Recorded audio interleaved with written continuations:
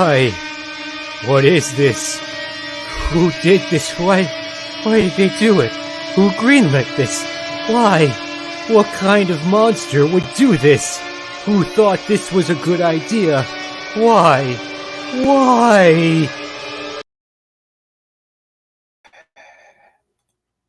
Yeah. Why the fuck was this movie ever made? Who in their right fucking mind thought this was a good idea? I cannot, for the fucking life of me, understand or come to terms with the fact that not just one person, but multiple people thought this was a good idea and worked on it. People made this.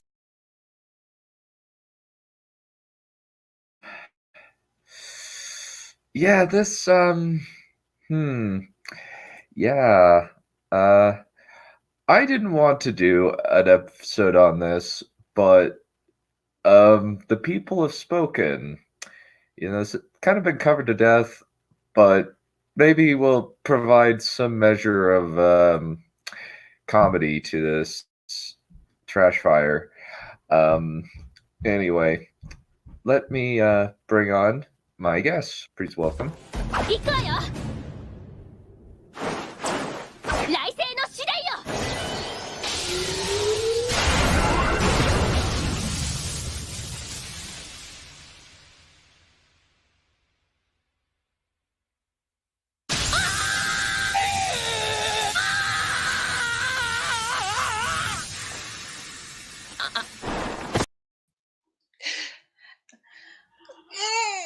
I really hate this woman. Yeah. Anyway, please bring it. Also, welcome. Welcome back, Drake the Duelist.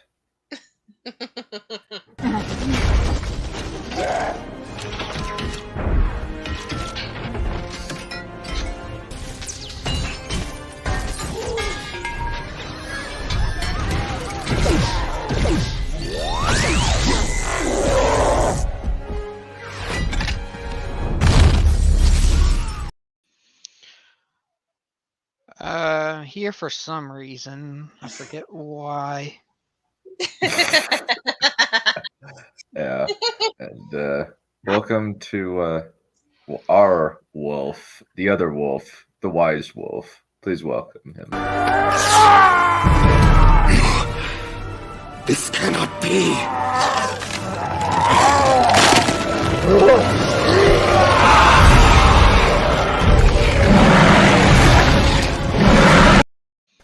Considering the topic we're about to cover, I have no boner.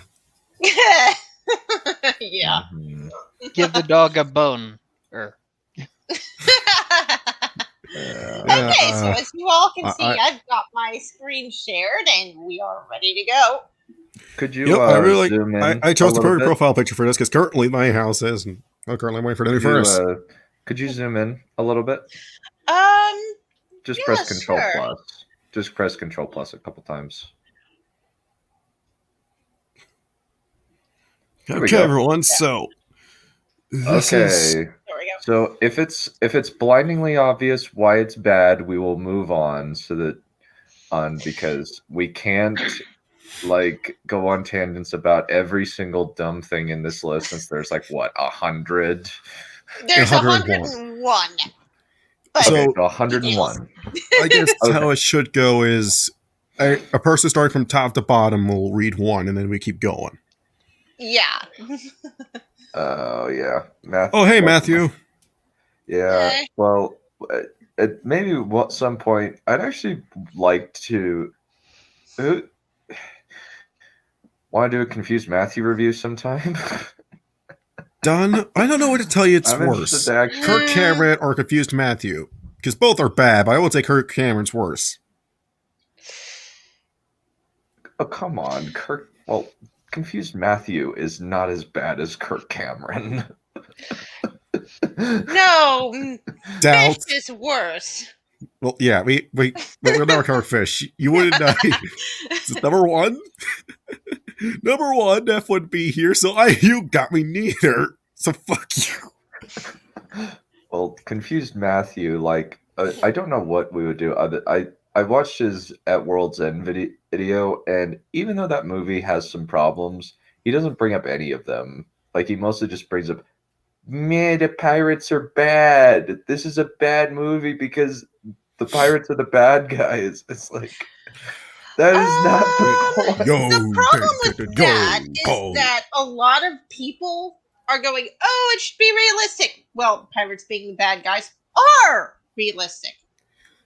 Well, no, it's like the pirate. No, it's like basically, like, also, like, he's basically saying, like, historically, like, that because the pirates are bad, us against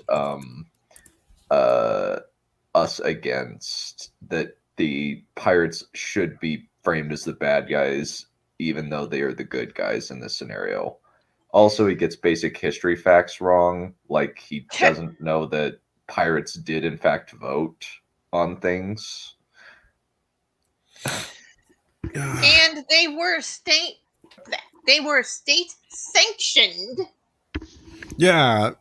At point. Okay, there's something weird. At point. That's privateers. Privateers are sanctioned pirates. Pirates are just themselves. But technically, like, the Pirate Republic of Nassau was full of sanctioned privateers. It's like they're pirates that were enlisted by the English government to attack the trade routes of the Spanish and whoever else they decide to. Because above all else, all the anime. Yeah. Well, Blackbeard especially. Blackbeard stole all the anime in the world at one point. Yeah, maybe we'll do that. You're not wrong. We get started on the simple writing tips. Yeah. Okay. Yeah, done. let's keep going. So, don't worry about spoilers. If your story is good, spoilers aren't going to make it any less enjoyable. If spoilers make a story less enjoyable, that means you are relying on cheap shock values or what? Tell that to every single Wheel of Time Discord server. And tell that to everyone who has not yet read Stormlight Archive and everything else, because some people would rather figure it out for themselves instead of going, oh, I already know this. Why the hell am I reading it? Also, tell that to Game of Thrones, where for a while it's basically like if you were to spoil, like, people like deliberately kept the Red Wedding a secret and then filmed their friends' reactions to it, and it is hilarious to watch. I think we all know about the infamous. Even my reaction, and I already knew it, but it's like I don't care. Mm-hmm. Oh. Yeah. So, but yeah, like, Wheel of Time is not shock value, but like the Wheel of Time community are like hardcore. They set up their Discords very carefully to avoid spoilers for first time readers. They specifically have like you have to put a spoiler bar in the chapter that you're talking about, so that people who haven't read that far don't accidentally click on it and spoil themselves. So yeah, like, they are like death on preventing spoilers. Yeah. Wait, remember the Snape killed Dumbledore spoilers? Oh yeah. Snape kills Dumbledore! Yeah. Harry's a horse. Personally, I don't particularly care about spoilers if it's something that I'm working on and I have to know that stuff anyway, even if I haven't read some of the material for it. That's me making sure that I know what I'm doing. But that's me. Like, in terms of a fanfic project? Well, yeah. But yeah, I for sure as heck would not want people reading like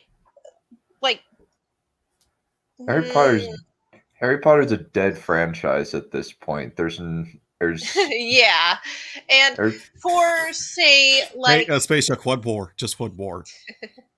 I have one more to tell you. Okay, here we go. Draco lives. Yes, Voldemort kills Snape. Harry And Harry Harry's a horse dies. rat. Double. It's they die story because he's in love with Harry's It's mom. convoluted and stupid. But Yeah. here's the thing.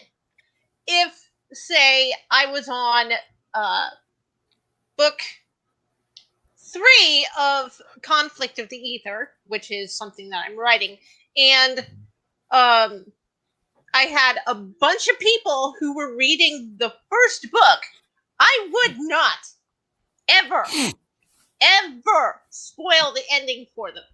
If someone asked, and if someone who was reading book 2 wanted to speak to me about that kind of thing, I'd DM them instead of putting it in the channel.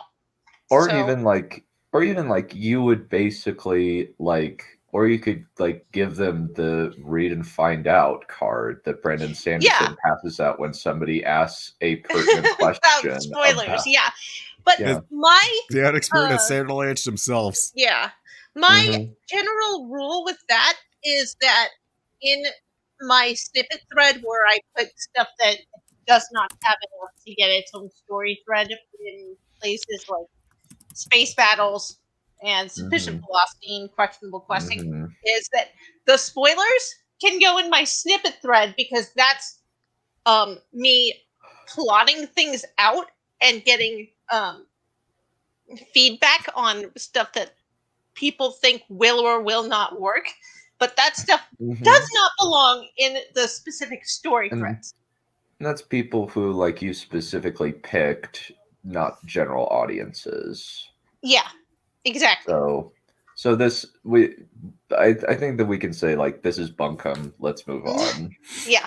Okay. Now can you read the next one? If you're gonna do that for everything that's obviously wrong, then that's the end of the video. Yeah, okay. true.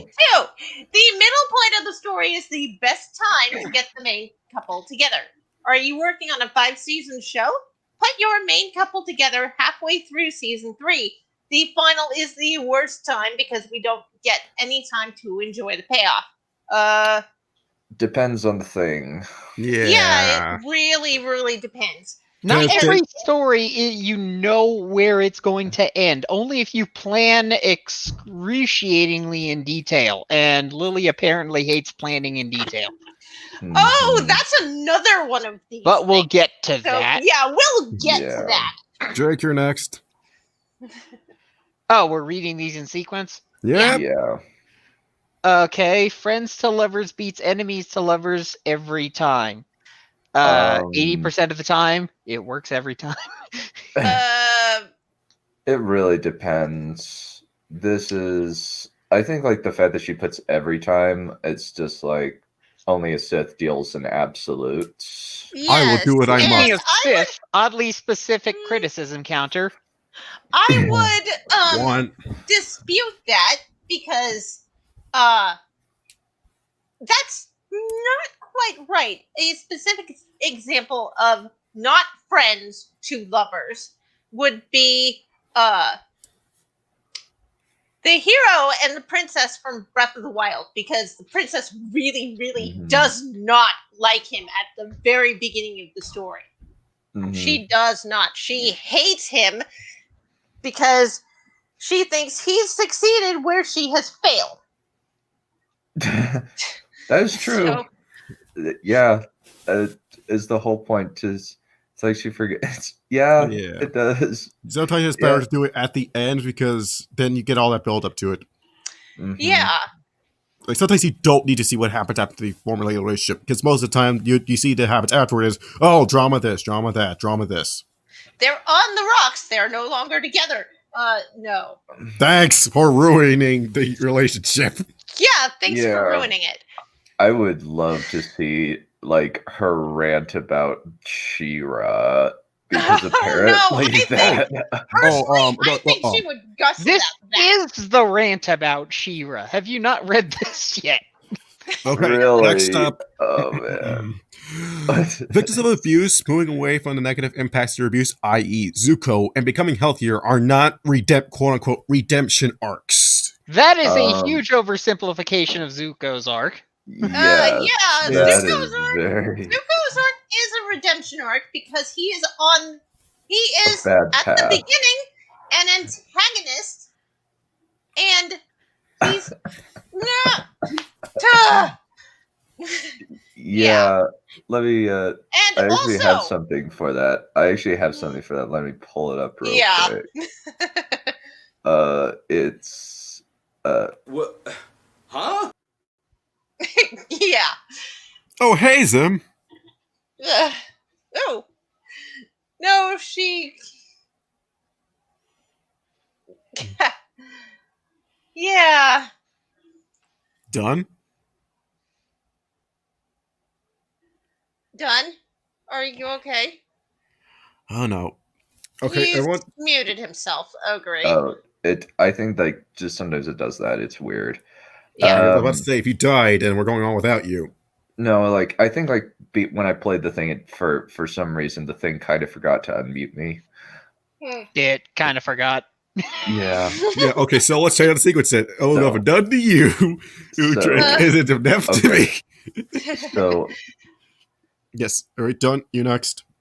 ooh, ouch. Yep, here we go. Come on. Yeah.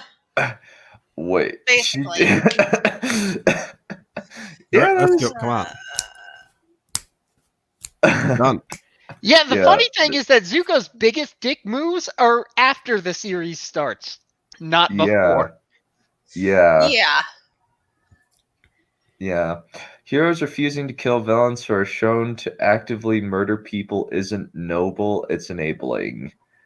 It depends upon the character of the hero itself. If the hero doesn't want to kill the villain out of because they're afraid that they'll become even worse. For example, Batman and Under the Red Hood, if I remember correctly, stated that the reason why he didn't want to kill Joker was because Dark Knight I'm not as bringing up the well. Dark Knight. Why That's not? PKR. I never seen it.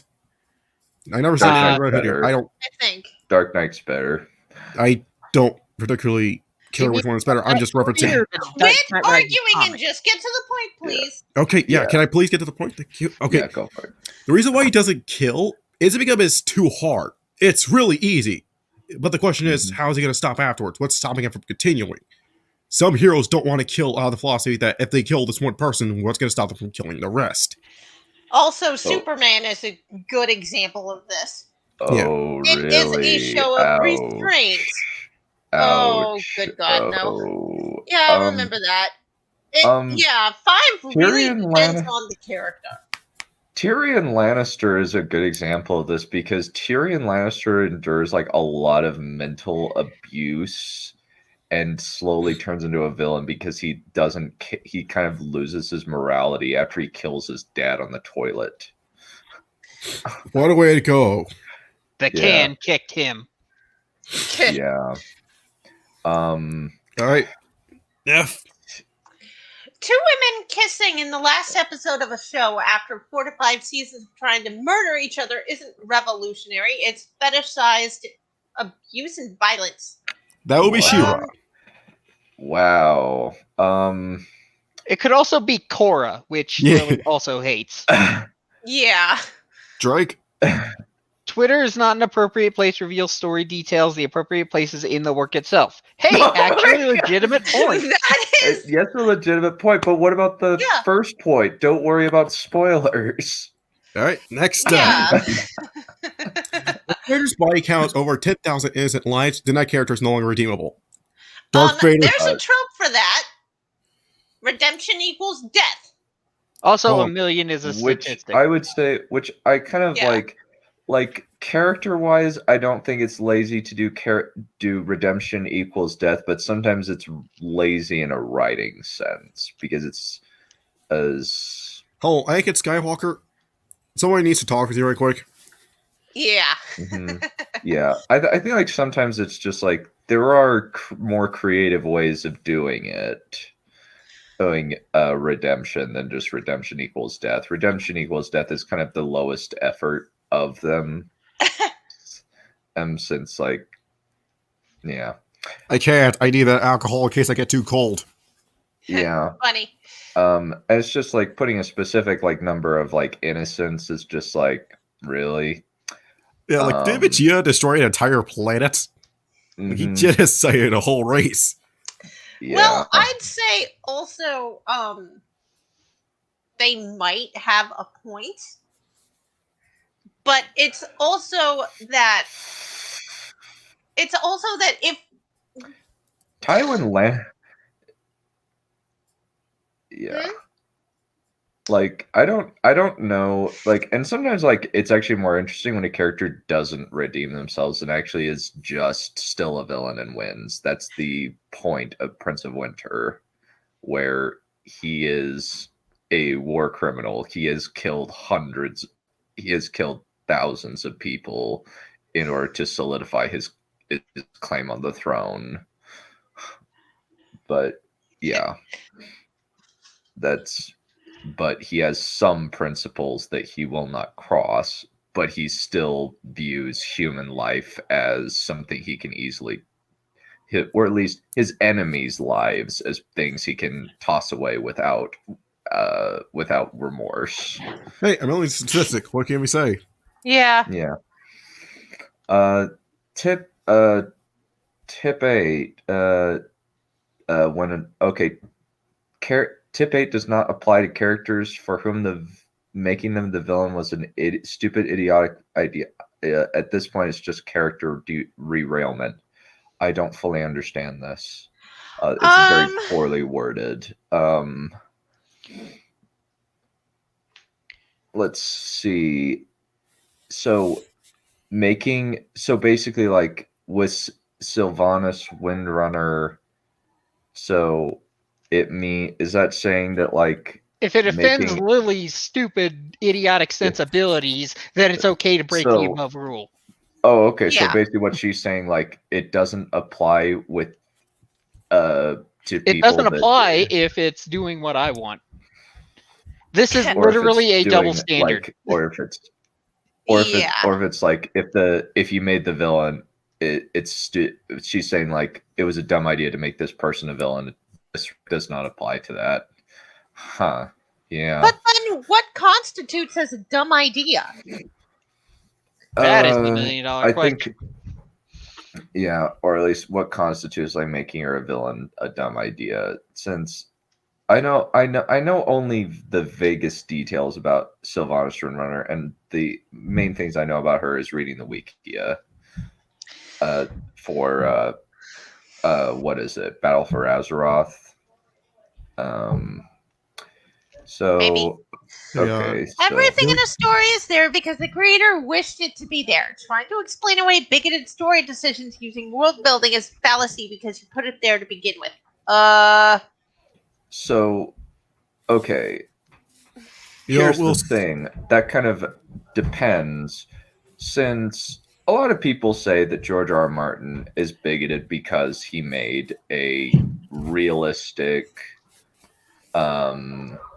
depiction of medieval Europe where there is sexism, there is xenophobia, there is racism, and like it's just bigoted story decisions. So what's the difference? Bigoted story decisions.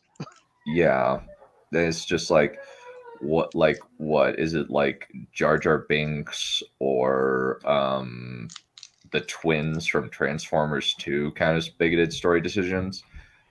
I'd kind of theoretically that should be what Lily is referring to.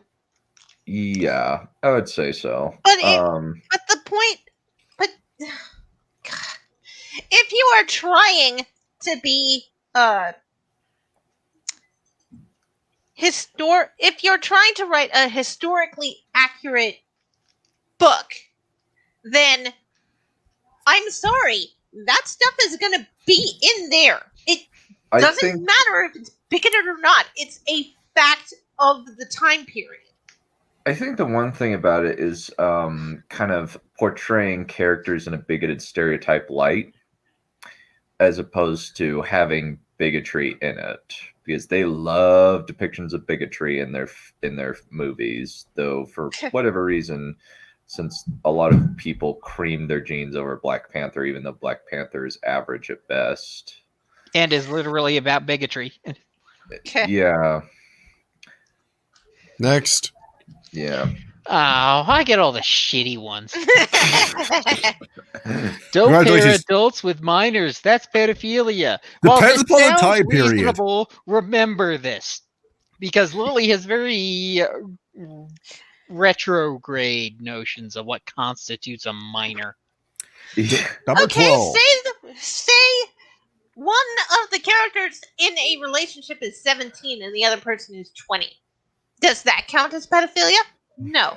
No. A pedophile is a person that is at least 10 years older than their partner. That is what constitutes as pedophilia. And Legally? I don't think it matters. Yes, that is the legal definition. I would say, like, if maybe, like, if say I would the say person 30-year-old something person dealing with an 80-year-old. or like 22 and 12. Once it gets to like 15 or Yeah. 16.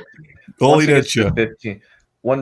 gets to 15. Once it gets to 15, kind of 15 and like mid 20s, it gets a little bit more iffy. Iffy because like 15 and 16 can kind of make a little bit more of an informed decision. There's definitely a power imbalance there, but it's not totally cut and dry. It is definitely illegal. It is definitely very illegal, and it does count as statutory rape. But yeah, it's weird. Like I definitely like don't if it is something like That's My Boy, where a 22-year-old teacher gets pregnant by her 12-year-old student is like, Adam Sandler, what is wrong with you? Why are you playing this off as funny? Holy Ninja. The history will remember that. You are correct. Probably, yeah. Now, time for the next point. Yeah. Don't sexualize teenage characters. And here comes the anime shot.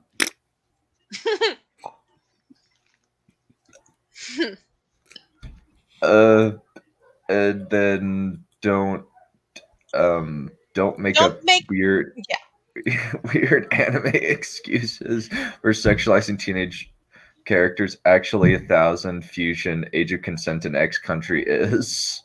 Sometimes the excuses can be pretty funny. Yeah, sometimes they can be. Listen, but it also depends on what country the story is taking place in. Listen, I am aware I may look like a 10-year-old, but in truth, I am old enough to be your grandfather. So, yeah. And let's see, one character I do agree like that sexualizing I think that sexualizing anything below the age of 16 is kind of iffy, morally speaking. Yeah, what if you're in medieval times? It's like you can't sexualize a character who isn't 18, despite the fact that most people die at 20. Yeah. 27. Yeah, 35 was the average age of death in medieval times. It's one of the reasons why Anthony of Egypt is unique, because he lived to be 105. Holy Ninja. It also depends on context. For example, in Renaissance Italy, it was common for teenage girls and nobility to wed to old men. Yes. Yeah, exactly. So, in medieval times, it was perfectly acceptable for a 16-year-old to marry a 30-year-old. Also, there's kind of the issue of, like, if somebody is 17 or 16, there would be difficulties portraying that on screen in certain countries due to certain laws that have been passed. But my belief is that if you are, I guess, like, the only thing that would be weird is if it were lower than the age of 15 or 16. That would be where I would draw the line, but that's just a personal thing, where I just say, like, younger than that, it's kind of like, that's a little bit iffy. But if it's like 16 and older, that's the time that you can date. That's at least like that's the time that, like, it's healthy for you to start dating, when you can kind of make some informed decisions. So, Neph? Yes. Oh. Next one. Yeah. Making a metaphor for a gay trans ace rep is always inherently inferior to just making a gay trans ace character. No. Define metaphor. Define a metaphor. Please define what thou meant by metaphor. Metaphor. Yes.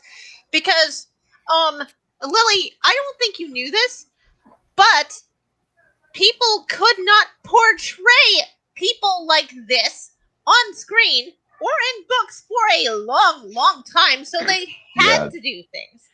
A good example of a metaphor for those kinds of things would be Star Wars itself. Or because, even... Well, or, the original Star Wars, sorry, not the sequels, because the sequels are... Or even, like, Blade Runner, I guess, or any kind of, like, oppressed minority movie. Yeah.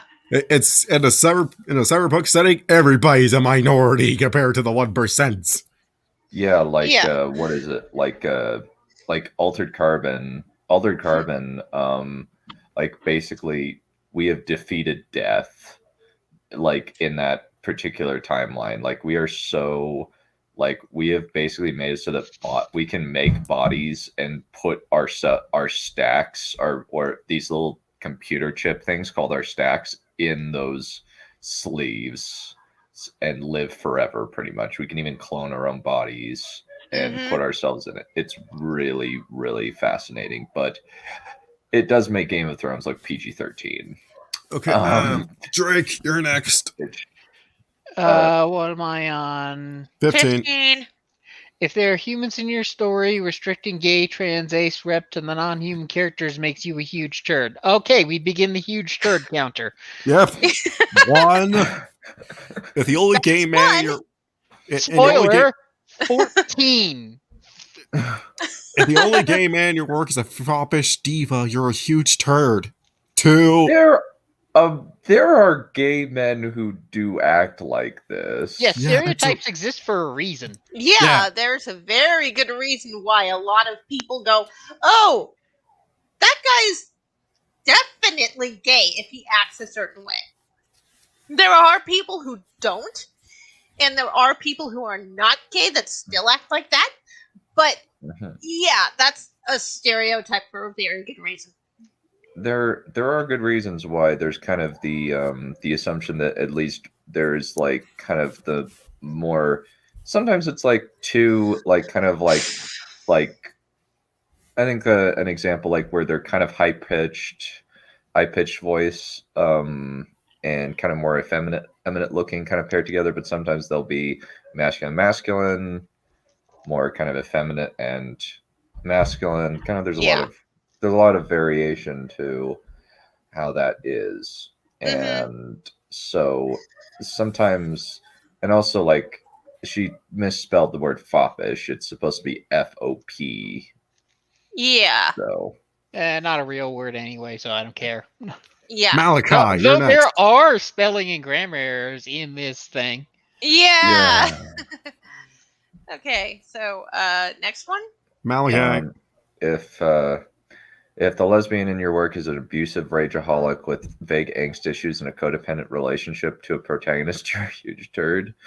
I'm going to keep what I have to say about the huge turd thing till after we finish these, because otherwise I will be saying this the entire time. Yeah.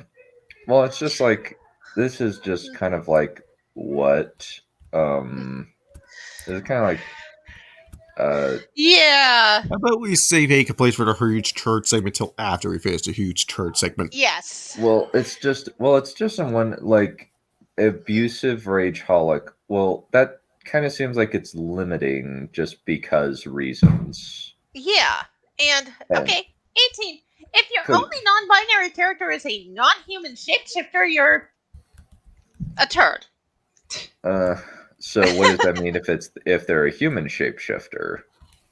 Does that mean you have dodged the huge? I don't know, but my entire my thought on making that kind of character a shapeshifter means that they can choose whatever the hell they want, and it makes it so much easier to write them that way. So why would you not do that? Yeah. Uh, Yeah. Hey, Drake, If you're only- next. Okay. Oh, man, I get want it. comfortable. Get fucking comfortable. yeah. Yeah, this sort of pandering is stupid under normal circumstances. Funny thing about autism that sets it apart, one of the key things that actually characterizes the disability is the inability to recognize the social cues. Say the social cues are trying to pander to them, which means that if you are trying to pander to the autistics, you are literally incapable of pandering to the autistics because most of them don't have the capacity to recognize it. You are literally doing this to stroke your own ego. Go fuck yourself. Yeah. Yeah. If your only autistic character This is Drake's line. yeah, but just read it, Drake, please. If your only autistic character is an ethically challenged number fetishist, you're a huge turd. Sorry, I thought people could read here. Yeah. Nobody can read. So Nobody wants to read it. 23. We'll get to 23. We'll get to 23. You'll get to 23. Don't worry about that. Number 20. Yeah. If your only black character is a volatile, happy, angry brute, you're a huge turd. So ethically challenged. I think that just means that you have no it just means that you have that the person has no morals and fetishizes numbers. So I would love to see her eruption at reading Joe Abercrombie's Best Served Cold, because there is a character in it whose name is Friendly, who is a murderer and a criminal who just can't handle a lot of things, but he is very impassive. The only thing you can do to set him off is insult his dice. Really? Okay. Your face is stupid. No, he will kill somebody if he just somebody says these are loaded dice. So he just rage slits the man's throat and yells, "Apologize to my effing dice." And it's so funny. Oh man. Okay. 21. Done. If the only black woman in your cast barely gets any screen time, expect to be fetishized or fits Rule 20, you're a huge turd. Okay, so I think that just having a character that is fetishized is kind of lazy. Can we agree on that? Yes. Yep. It's really lazy. Okay. Yeah. If the only trans woman in your cast is a drag queen and all but name, you're a huge turd. It kind of Oh, depends. so you're talking about yourself then? Yeah. Drake, Okay, you're Drake. up next. 22. 23. If you force a woman to kiss her, abuse her, you're a huge turd. I don't care. It kind of depends. There's an interesting discussion to be had here about sort of what the author's role in governing the story versus the character's role in governing the story, assuming we haven't already touched on that, but I assume most people aren't completely brain dead and can figure it out. Okay, we are finally on the last one of these. Yeah. 24. If you sideline every non-white character in your cast to focus on the white boy with anger issues and a tendency towards hostility, getting a redemption arc, you are a huge turd. So basically, Okay, don't write one, Kylo Lily. Ren. You do not insult the people you are giving advice to. You don't do it. It's a big no-no, because as soon as you start doing it, they disregard every single piece of advice that you give them. If you're insulting people you're giving advice to, then you are a huge turd. Well, takes one to know one in this case. And Only some a of huge these turd are lives in absolutes. it's Okay, yeah. Becoming Better is asking if you can come on. You can totally come on. The link is in the description. The link is in the link to the stream is up in the thing. So feel free to come on in. Yeah. Yeah. Get in here. Get the fuck in here. Yeah. So, yeah. It's like... Oh no, 25. Look at a 25. Oh, yeah. 25 wait, no, hell. 26 go together, I believe. But, Yeah, let's make 25 Brents. yeah. Yeah. It's go to the Brents. It's in the fucking Where office. is It's where's our friend who wanted to? You dumb idiot. 24 is... Yeah, So the thing is, so the link is higher up in the chat. It's right here. So 1 second, allow me to bring him in. Let me see. Yeah. Where is it? Ah, found it.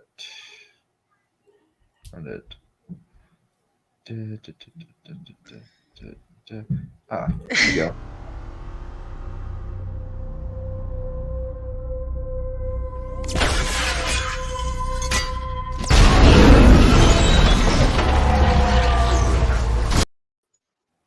Hello.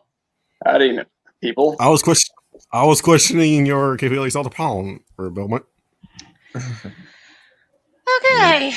I'm Do an you old have man. anything to I'm say definitely about an the old man at heart. turd? I don't know how technology works. I refuse to believe you're an old man. Judging from your picture, you're still relatively young. Therefore, you have no excuse. I also You're not work Valeria, in so shut the computer fuck up. science, so Do you have anything to say about the turd section? the what? Or anything else? Oh, the Anything turd about what section. we've Okay, I talked thought you said about. perv. Yeah, Turd. I actually disagree with Neph. What's that? Has anyone here seen Adaptation by Charlie Kaufman? Spike Jones? Nope. No. I never And even God heard of it. help you if you use voiceover. What are honestly, you disagreeing with me about? All I said was that you should not insult the person you're trying to give advice to because Yeah, they're I likely disagree to with that. throw out all of your advice. No, I disagree with that. I think that if someone's looking for advice, and especially if they value your opinion, but it can be like different in different circumstances. But being harsh with the person with whom you're advising, whom you are advising, can be quite helpful because sometimes people just have but there's a difference. There's a difference between insulting the person specifically that you are trying to help and being harsh. Those are two different things. I agree that being harsh is okay. Yeah. But calling someone a turd and not giving them a reason and that's not helpful. Now, if you're a turd. Okay, fuck you too. But yeah, no, I agree with that. You shouldn't just say you are wrong. You should give reason. Yeah. So I 100% agree with that. Yeah, don't call them a turd without describing or explaining why they're a turd. Yeah. So don't just leave it at that. I like how I still have a Santa hat and it's February. Whoa. Well, it's still cold. I got snow around my area. Yeah, it's cold. So it's okay to have a Santa hat. Dude, it's 80 degrees outside right now. Then that's not like really hot, man. What the fuck? I prefer the cold. Okay, The colder it is, the better. I believe what we are doing is we are each taking a turn reading. So we read up to 24. So your turn, you get to read 25. Oh, it's my turn? Yeah. Read 25, fucker. No! Well, Displaying horny armor designs or horny clothing designs with sexual agency makes you a huge... What is up with the turd? Is that like a running theme? It's Yeah. been There a theme for a while. Turds Okay. in this With thing. sexual agency makes you a huge turd. Characters don't have have sexual agency you made them that way as a justification. See Rule 10. Okay, what's Rule 10? Rule 10, don't use roleplay to justify shit. Okay, go back to the one I just read. 25. Okay, so here's the thing. Horny armor design. Okay, so Bayonet is a great example. It's not... Okay, first of all, there's nothing inherently wrong with horny armor design. Sexual agency is a thing, and even if it weren't just for the sake of sexual agency, making shit that you want to make is completely justified. You're not a turd for wanting something to be sexy. I mean, like, look at, I mean, obvious old example is Gears of War. Look at how fucking, like, retard jacked those brick shit houses are. It's like, is that, like, inherently wrong because you want, like, extravagant examples of the, of a gender? What part of Kansas do you live in? Well, Matthew? part of your problem is that you live in Kansas, sir. Well, I've been to. I actually lived there for 2 years while I was on my LDS mission. So I've been to. I lived in Wichita for almost a year. I've lived in Newton, Great Bend, Concordia, Topeka, and I've heard of El Dorado, but I haven't been there yet. No, I was not. I was only in Kansas for 2 years, and you have no idea how much I hate Wizard of Oz. Yeah. Okay, so 26 is related. So let's. Well, you can't break the order. Is that not like I don't know. Is there anything else anyone else wants to discuss about like whether or not sexual agency matters? Let's read number 6, and then we can get back. Number 26, and then we can get back to it. Go ahead. Yeah, related to the above, if your justification is just to be honest and say you like ogling sexy characters, you are still a turd, but say less of a turd than the above slightly. Okay, I guess I'll bring it real quick. The guy who did Tower from correctly, he designed 2B from Nier Automata. When asked why he made her outfit the way he did, he came out and said, "'Cause I like ass." And because also, like, it's fun, Jan. Get it? Also, like, generally, like, sometimes people, like, culturally dress in a way that is revealing. Like, there are cultures in the Congo that dress buck naked from the waist up. Yeah. And if we're talking about a society like the Amazons, they are likely to design their armor to show off their figure rather than, you know, something like Britain would, because Britain's patriarchal, whereas the Amazon tribe are matriarchal. I don't know if that's true. You're talking about Amazon as in the fictional or the real one? I'm talking about the Greek Amazons. Oh, okay, yeah, fair enough. Yeah, totally. The Greek Amazons are not real. The Greek Amazons are fake. But my point is the same, no matter. Yeah. But that's my entire point. Yeah. A matriarchal society is likely to design their armor differently than a patriarchal one. Mm-hmm. Now, the whole thing here is just that it's a complete overgeneralization, obviously. I know. So, and also, clothing. Go ahead. And also, horny clothing design. Sometimes women just like wearing, like, showing off the fact that they look good. Yeah. Like, sometimes men do too. It's just people. That's basically, it's kind of back to the peacock mentality. You want to attract a mate, and usually humans are attracted to specific traits. Usually, what you got on the chest or what you got in the trunk. Yeah. Thankfully, I have both. Yeah. All right. Yeah. Number 27. Don't worry about not having everything planned out beforehand. No writer or creator plans everything beforehand, and the ones who say they do are filthy liars. Writers have at least 1 to 2 story beats they are determined to include. Everything else is by the seat of their pants. No, So filthy liar. it seems like this is just a list of extreme generalizations. Also, tell that to Evan Winter, whose outline is 20% of his book. Never underestimate the power of weaponized autism. Yeah, and Wait, what the fuck is? I Wait, what's dare you to weaponized say autism? that to my face because I myself have an outline that's not complete that is over 10,000 words long. I'm an outliner. Yeah. There is a difference between a discovery writer, which you are claiming everyone is, and an outliner. I am more of an outliner than a discovery writer. Yeah. That's exactly the point. Is it from what I can gather from the past few points? It seems like this writer is extremely generalized. This person seems to generalize extremely hard. Now, everyone writes differently. I mean, there are principles by which everyone should abide in order to write properly, and obviously can break those in order to be different in a significant manner. But not everyone is flying by the seat of their pants. That's absurd. It's basically where you outliners front load the work, discovery writers backload the work. And then there's a spectrum, and then sometimes people do both. Yeah.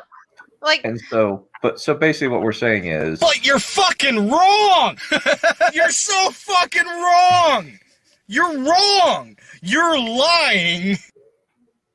Yeah. All right, next up, number 28. I thought that was Drake. mine.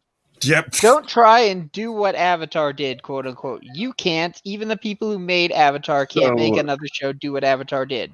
Funny thing about that, the person who made Avatar didn't make Korra. Avatar: The Last Airbender or Avatar: Blue Native Americans? Avatar: The Last Airbender. It's the brainchild behind it. Bryke were basically just animators, but the real brainchild behind the story was Aaron Ehasz, and he was not involved in Korra whatsoever.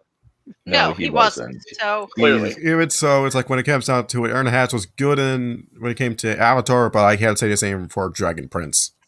Now that's actually kind of exemplifies the point. There is that Aaron Ehasz was a planner, and he cared about plot. Now you don't have to be a planner to care about plots. I'm not going to try to claim that, but my point is that flying by the seat of your pants and claiming that's a virtue is kind of how you end up with like disjointed messes that contradict themselves, and there needs to be structure. There needs to be if you're going to fly by the seat of your pants, you need to fly by the seat of your pants at least a couple dozen times to go back and restructure. Anyway. Okay. Not everyone can. Not like there is an example of a writer who does everything by the seat of his pants. Akira Toriyama, literally the entirety of Dragon Ball, he was flying off in every direction he thought he could. I don't think that's exactly a great. Dragon Ball Z was more of an example of that. Akira Toriyama had way more time to write Dragon Ball than Z. And also, there's George R. R. Martin doesn't he's a discovery writer, yes, but he does have some plot points. He had the Red Wedding planned out from right when he was writing 1. No, there's nothing wrong with being a discovery writer. It doesn't inherently mean that you're flying. Go ahead. Well, it's just like I'm saying, he knew that he planned most of the events at the end of book 3 and was setting them up in book 2 and 1 so that they would be impactful. And he's got a mystery set up that he wants to reveal in book 6 that he was setting up as early as book 2. So he does write and he plants seeds, but he has things that he wants to get to. He's not completely flying by the seat of his pants. If he were flying by the seat of his pants, A Song of Ice and Fire would not be as popular as it is today, nor would it be at all, because it wouldn't be coherent. It's entirely too complex for that, yes. Now, there's nothing inherently wrong with flying by the seat of your pants. You can come up with great shit that way. What matters is assessing it before you release it. So at some point, there needs to be an element of critique upon your own work that Mhm. I mean, honestly, sometimes if you're gonna fly by the seat of your pants, you're sometimes gonna end up with incomprehensible bullshit that you're not proud of. Mhm. But Like, you can do it, and it's not inherently a wrong writing style. It's the result that matters, not the method. yeah, one thing that That is succeed by a complete and sheer accident. one thing that is interesting is basically like I actually recently watched an interview between Rebecca Kwong, who wrote The Poppy War, and Evan Winter, who wrote Rage of Dragons, and she's a discovery writer and he's an outliner. But his outline is he usually only goes through 1 to 2 drafts because he does all of his work in his outlining phase, where his outline is 20% of his book. So 500-page book, 100-page outline. And he'll tweak the outline so that then he can just write and write and write and just kind of front loads the work beforehand. She'll kind of discovery write and write, and then at the end she'll kind of have to cut things out. So Good. That's how, like, that's kind of a difference. Like he meticulously plans it out, like, so, to the point where he just like, I've done all the work, so I've tweaked and stuff. I just need to write. Whereas she'll kind of write and write and write, and sometimes she'll have to take a lot of stuff out. So kind of depends where you put the work at the beginning or the end. Yeah. Now, if you'll indulge me the metaphor, it's kind of similar to fighting. So some people go into a fight with just a game plan, and they want it to be exactly the way they want it. Sometimes that works, sometimes it doesn't. And other people go into it with a set of skills that they have and will express. And that'll work if you're in something called, that a lot of people refer to as the flow state. So if you're in a flow state with a wide set of skills, you often end up on top because you are analyzing it as you go, and you're picking the best or not the best options, but the option that makes sense to you at the time. Nothing wrong with that, but there's also nothing wrong with analyzing your opponent and picking apart what their weaknesses are. Both those are viable, and also you can do both of them at the same time, especially if you have a person advising you on the side. So as that relates to writing, it's exactly the same thing. You can obviously you need people editing you. You're too close to what you're doing. You can't edit everything yourself. But there's also sometimes going into the flow state means you're just getting shit off the top of your head repeatedly, and you need to flow with that. Some people have that ability. I kind of have that ability, not to like the same degree that some people might, but and then there's also people who need to really actually like sit down, buckle down, and think about what it is that they want to do. There's nothing wrong with any approach, and you can mix those together. Yeah. So let's just keep going.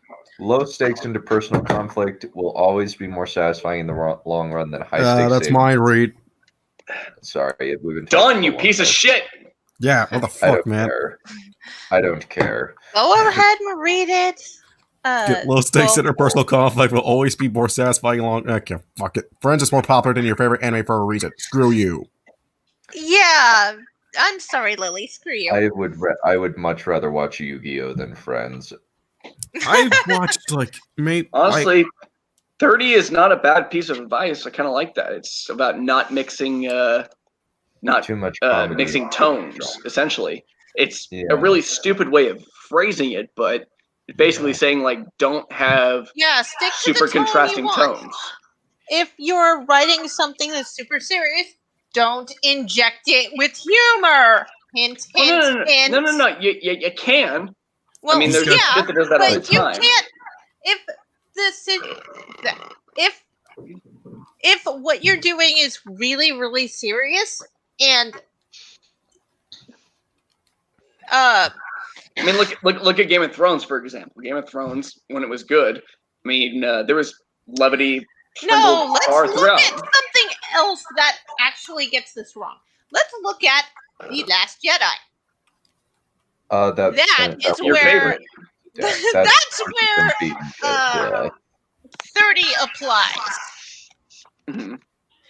So, but yeah, low stakes interpersonal conflicts being more satisfying It's already been is, read. like, It's already been read, Neph. We discussed it. We just skipped over it by accident. yeah, We okay. were discussing So, it. 31 is next, since we already did 30. Well, no, like, Yeah. we didn't really get to talk about 29. Well, 29 is basically like low stakes. I would kind of agree to a certain extent that because on some level that the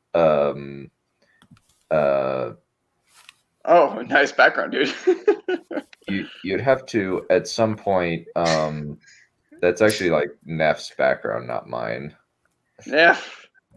yeah. I can't share my screen because my computer will crash. But in terms of like low stakes, I would agree to her with a certain extent because usually saving the world is like there are only two things that I am aware of where the Earth gets destroyed, and that is Titan AE, the Sunshine. I haven't watched it, but I know that apparently that happens. Define destroy the world. Or Interstellar, technically the Earth gets destroyed. And They're talking about Infinity War. Infinity War. Half of the universe dies, and Cabin in the Woods. Spoilers for Cabin in the Woods. Everybody dies because the old ones who are metaphor for horror movie audiences destroyed the planet of this fictional universe. So, but yeah, you Becca's need to got a put, good point. Yeah, I think a good example is you put characters you care about in high stakes conflicts because you care what happens to the characters, not the world. I can agree with that. No. Yeah. I don't know. So let's see. We're talking about 30 now, right? 31 next. 31. Yeah. We're talking about 30 or 31? Yeah. Well, let's just go with 30 since we didn't get to. I think with 30, I think you would have to figure out a tone that you want to go for and only diffuse the tone if you're a parody. If you're deliberately going for a parody, like something like Mel Brooks or any of Mel Brooks' movies, or like a Cornetto trilogy type thing. I've never seen anything in the Cornetto trilogy. I just know that it's a comedy parody series of various drama of 3 specific genres. First one, zombies. Second one is cop dramas, and the third one is apocalypse movies. What's your thoughts on Cerebus syndrome? On what? I'm sorry, I don't know what that is. Where a comedy becomes comes hugely actiony and drama-y later. Kind of depends. I think it kind of depends. It's like just because the comedy doesn't mean nothing makes sense. Yeah, I think if it's funny, I think if it's fun, if it's a specific brand of humor, if it's slapstick with action, and drama, that kind of usually doesn't mix well. But if it's more kind of witty dialogue, that usually helps. We have another guest coming in. Welcome everybody, Holy Ninja. Mm-hmm. Let me bring him in.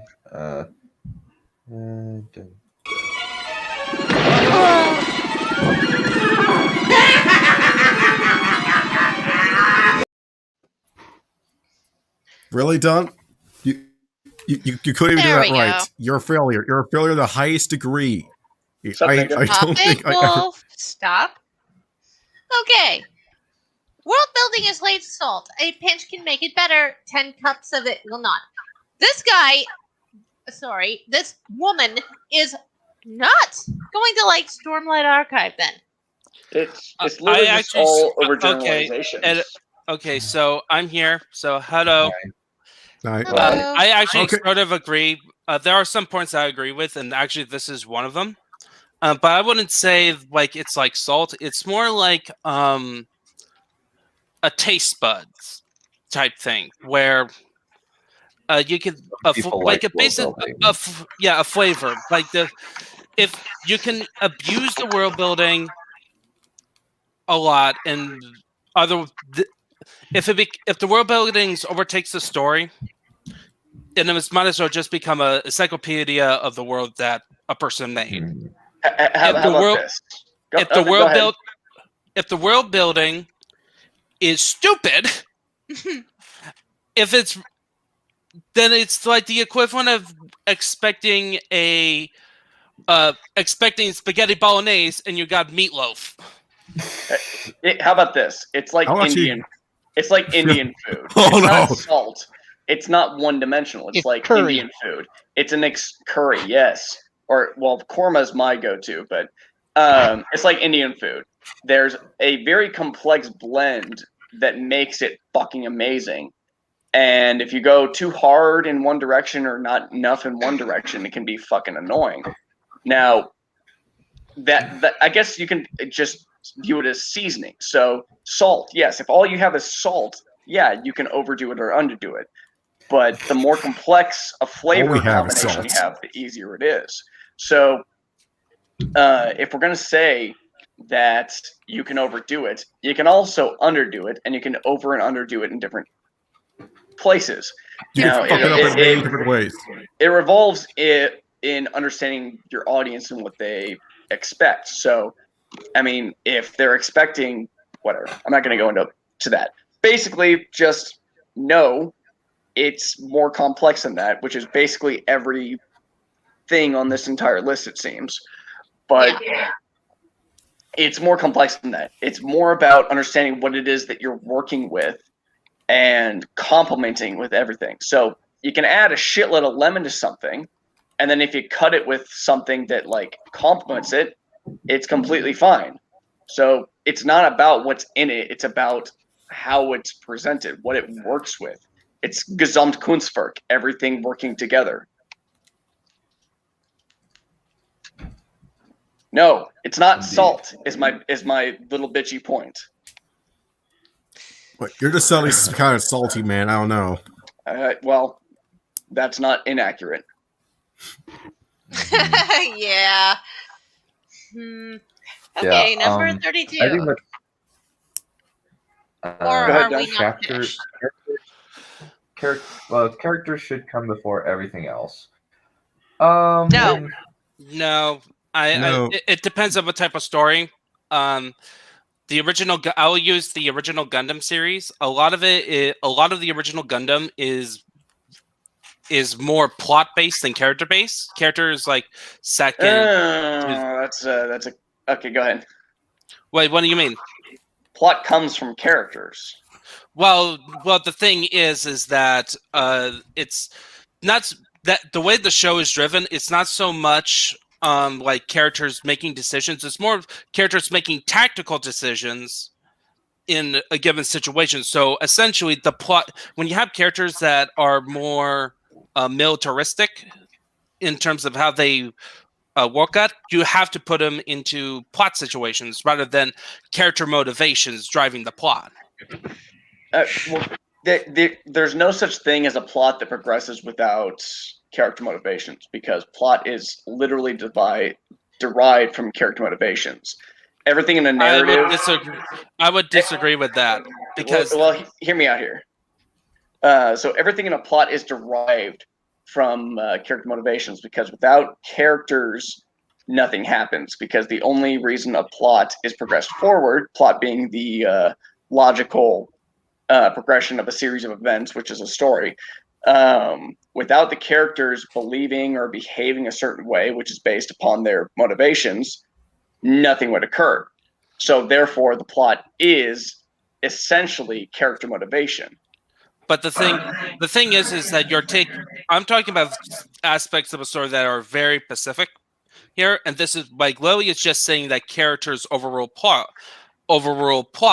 But if a narrator, a writer, right, wants to focus more on the military aspects of a situation or a political machinations, characters characters would bend to the will of the plot while making sense. It's still, the plot is more of the focus than the characters. I'm just saying it's a very complex thing where we're talking about specifics or broadly or specifics in this. Again, it's an overgeneralization. Yeah. Right. Go ahead. I'm just saying is that you I think one thing that we should kind of keep in mind, I think that Brandon Sanderson has brought this up, basically that people will connect to characters more easily than they will a plot or a world. Yes. Well, no, but my point is the plot is inherently derived from characters. Now, whether or not, part of what, I can't read your name, hang on. I'm blind. Holy Ninja. Holy Ninja. Part of what you're bringing up is that, like, for example, the militaristic aspect of the society, that is a character. Something had to cause that. There has to be some motivation, some background. Well, the thing is also the focus. Like, if we're talking about what Lily Peach is just saying is more talking about what are you focusing on specifically. So there are some stories that focus on characters, and they are character studies, and that's great. Some stories focus more on the plot and how the characters interlace with the plot, but it's more of like you're not expecting what's coming from the plot line, rather while the characters are more simple. Right. Some are more thematic, are more about the themes that's going on in the story, and then right. But go ahead. And then others are like those are like the three that top of my head. Others are like style. What's the style storytelling it's being told in? Right, but style is completely not even supplementary. It's a completely different element to not completely different, but it's an interlacing element.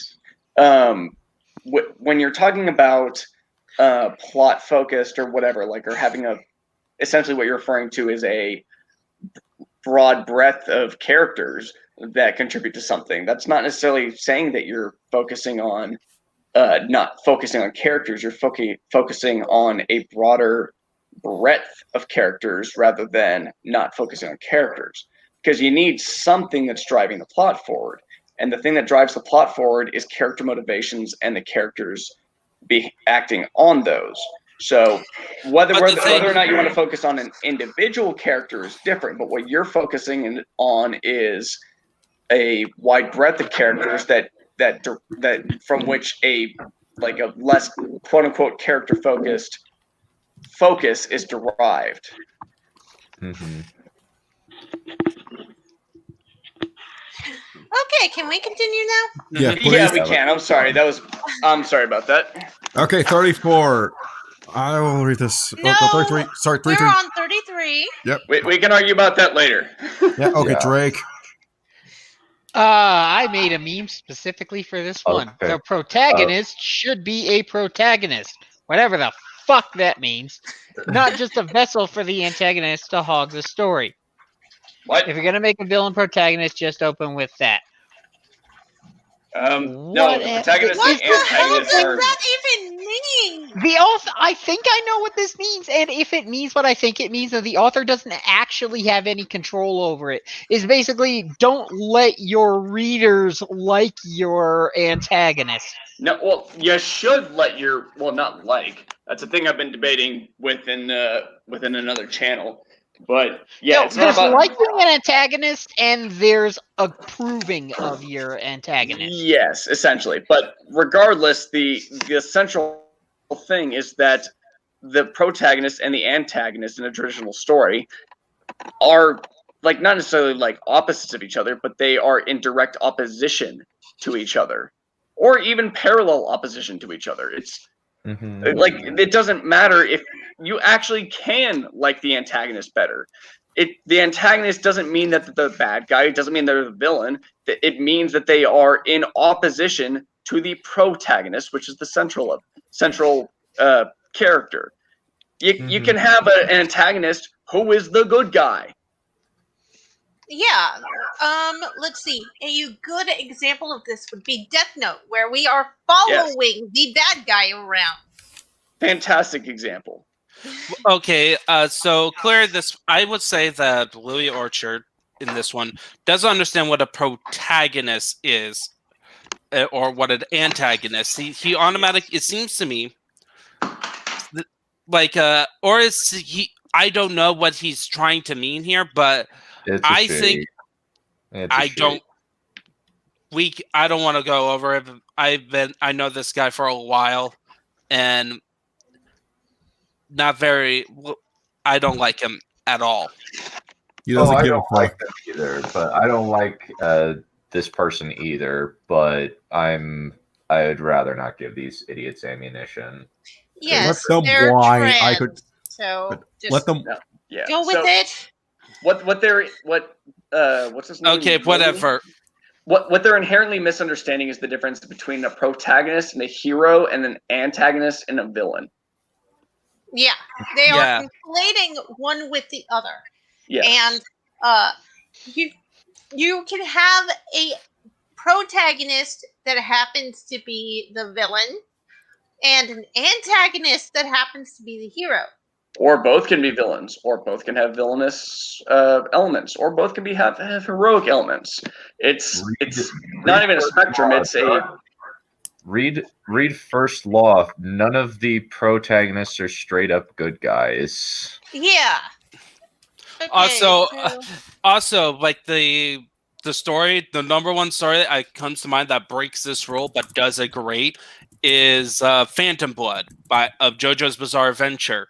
The first couple chapters, like the first third of the story, focus a lot more on the villain Dio setting up to be like the big bad, very brilliantly, and his mini hero's journey into villainy leads into Jonathan Joestar, the main character's hero's journey,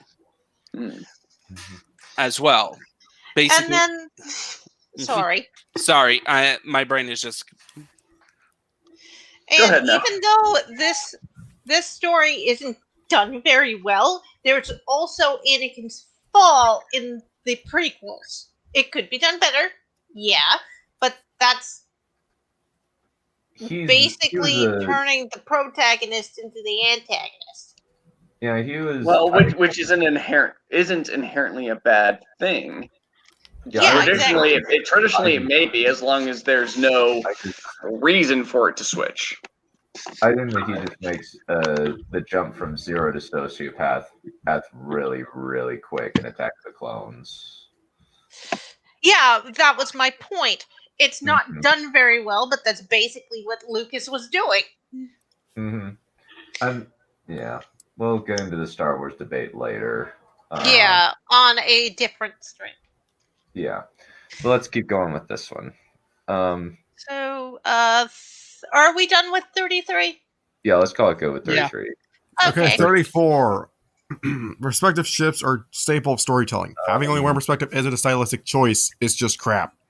Depends on the perspective. So basically, she wants multiple POVs. I do disagree this? with that. Harry Potter is a good example of this. Harry Potter has occasional POV shifts, but not frequently. So here's the thing.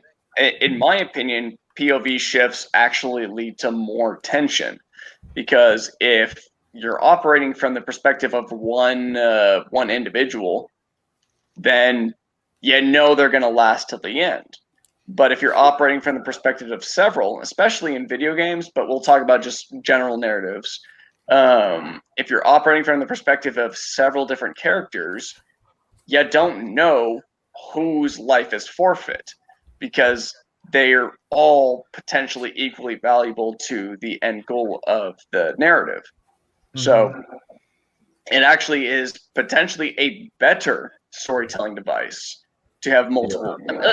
Game of Thrones has multiple perspectives. What the fuck? Who said this? This is silly. No, okay. So here's the biggest problem. The problem with perspective shifts is that it negates 1/3 of types of stories that are written in terms of writing style. The first person narration, first person limited narrator. And the whole point of the first person is that you're limited to what that person sees. Yes. Without any, No, you can in that do, one, there is there's, You can do third person non-omniscient. So well, yeah, but usually third person, not omniscient. That's called third person limited, guys. Yeah, and but the thing is with third person, the author tends with that they tend to bend the rules more, allow more perspective shifts, like in Harry Potter. In first person, there's the only way the hero, that the audience would get to know what the bad guys are doing is that if the hero did spying on the bad guys. Yeah, that's the whole point of first person, is that it's somebody's either personal journal there's also theorizing. Does that mean that the entirety of the Sherlock Holmes library is crap? Yeah. Yeah, and Andreas von Lustre brought up the original Percy Jackson series. That's same genre as Harry Potter. That is a completely first-person narration, and the author kind of gets away with showing what the villains are doing by having Percy, either through dreams or through other stuff, see what some of the activities the bad guys are doing, though he doesn't. Of course, him and the audience doesn't know completely what's going on. He doesn't. Okay. Well, that's ignoring the concept of inference. Now you can glean info off of what could be happening based off of the experiences of the first person narrator. So I kind of disagree with the concept that in a first person narrative, the first person non-omniscient narrative, that somehow you have no means by which to understand the modus operandi of the antagonist. I know that. What I'm talking about is as opposed to perspective shifts, right? Dracula is more of it's technically first person, but it's done because of the more epistolary style it's written. You get multiple characters' points of view, so you get multiple angles. So you still have that perspective shift, but it's in a different context. While when a solely first-person narration is that you're just with that one character all the way through, you can only know what characters are really thinking by inference, by being deducing yourself. Okay, are we done? Yeah. Okay, go ahead. Yeah, let's keep going. Okay, 35. Brent. Oh, I have to read? Yes. Yeah. Dude, I don't know how to read.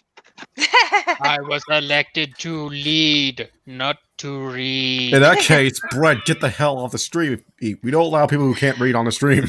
Quiet, it's okay. If you're making a cartoon, hire writers. Don't just have storyboarders write the story. Okay, this is talking about Steven Universe. That's not what they're there for. Artists draw, writers write. Artists cannot just take over for the writers on a whim. Okay, well, the manga industry says hi. There's cross specialization, so no, that's not correct. However, the ultimate goal is not to have some sort of structure to how you produce it. The ultimate goal is the structure of the product. So no, sometimes storyboarders do have good ideas. Sometimes it's a collaborative effort, especially if you're talking about cartoons. Basically take the best ideas of everyone. Stop acting like it needs to be segregated to this degree. Yeah, and I'm not a professional artist, nor have I gotten published, but I can both draw and write. And if I was doing a cartoon myself, I would have no problem doing everything needed to be done. Now, there are people who can do more than one thing, Lily. Now, if you're talking about a cartoon, that takes a crap ton of man hours just to get looking decent. So I can understand Well, that, yeah, but I'm like not- you should I'm not not just disputing that, but I'm saying that there are people who can both storyboard and write. yeah. Well, So to me, storyboarding is part of writing.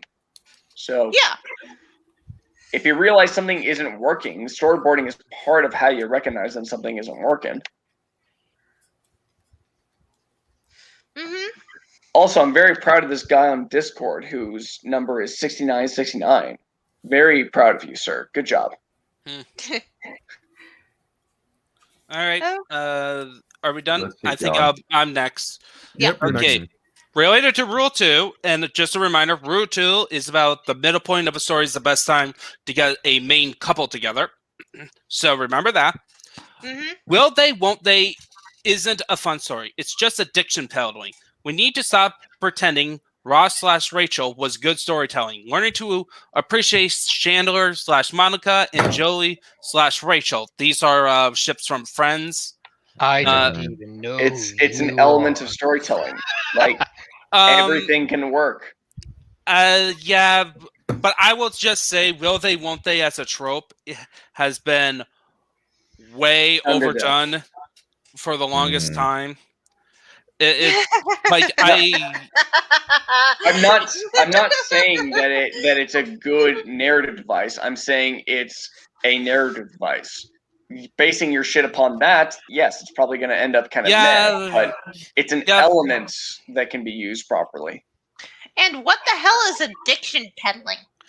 Essentially, he's going to go further into basically saying is that it's one of those it's a dangling plot thread. Essentially, that a person is going to constantly watch the next episode to figure out will they finally get together, and It's then a Skinner box.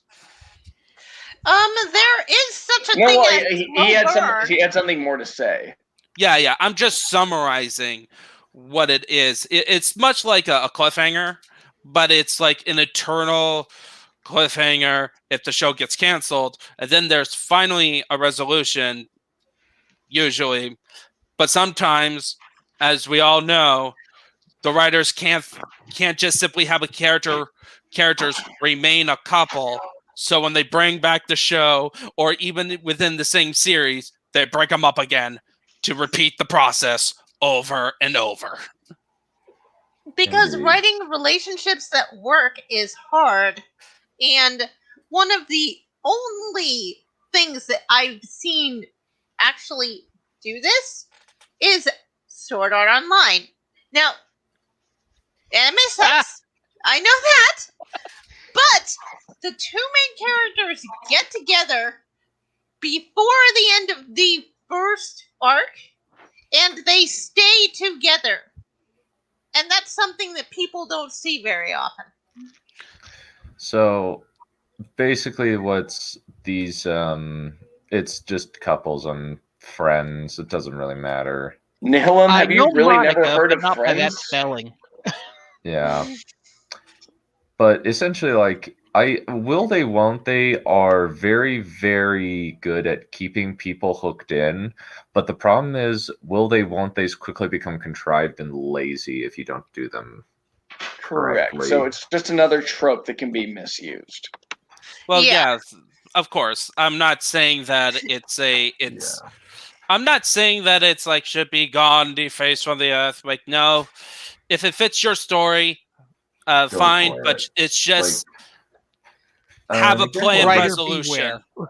And And also, also don't lean too heavily on any one trope. The Well, narrative should yeah. grow on its own as opposed to relying upon something that, like, quote unquote, makes it work or progresses the narrative. It should work as something on its own. one thing that I would kind of say Nihilist is Friends.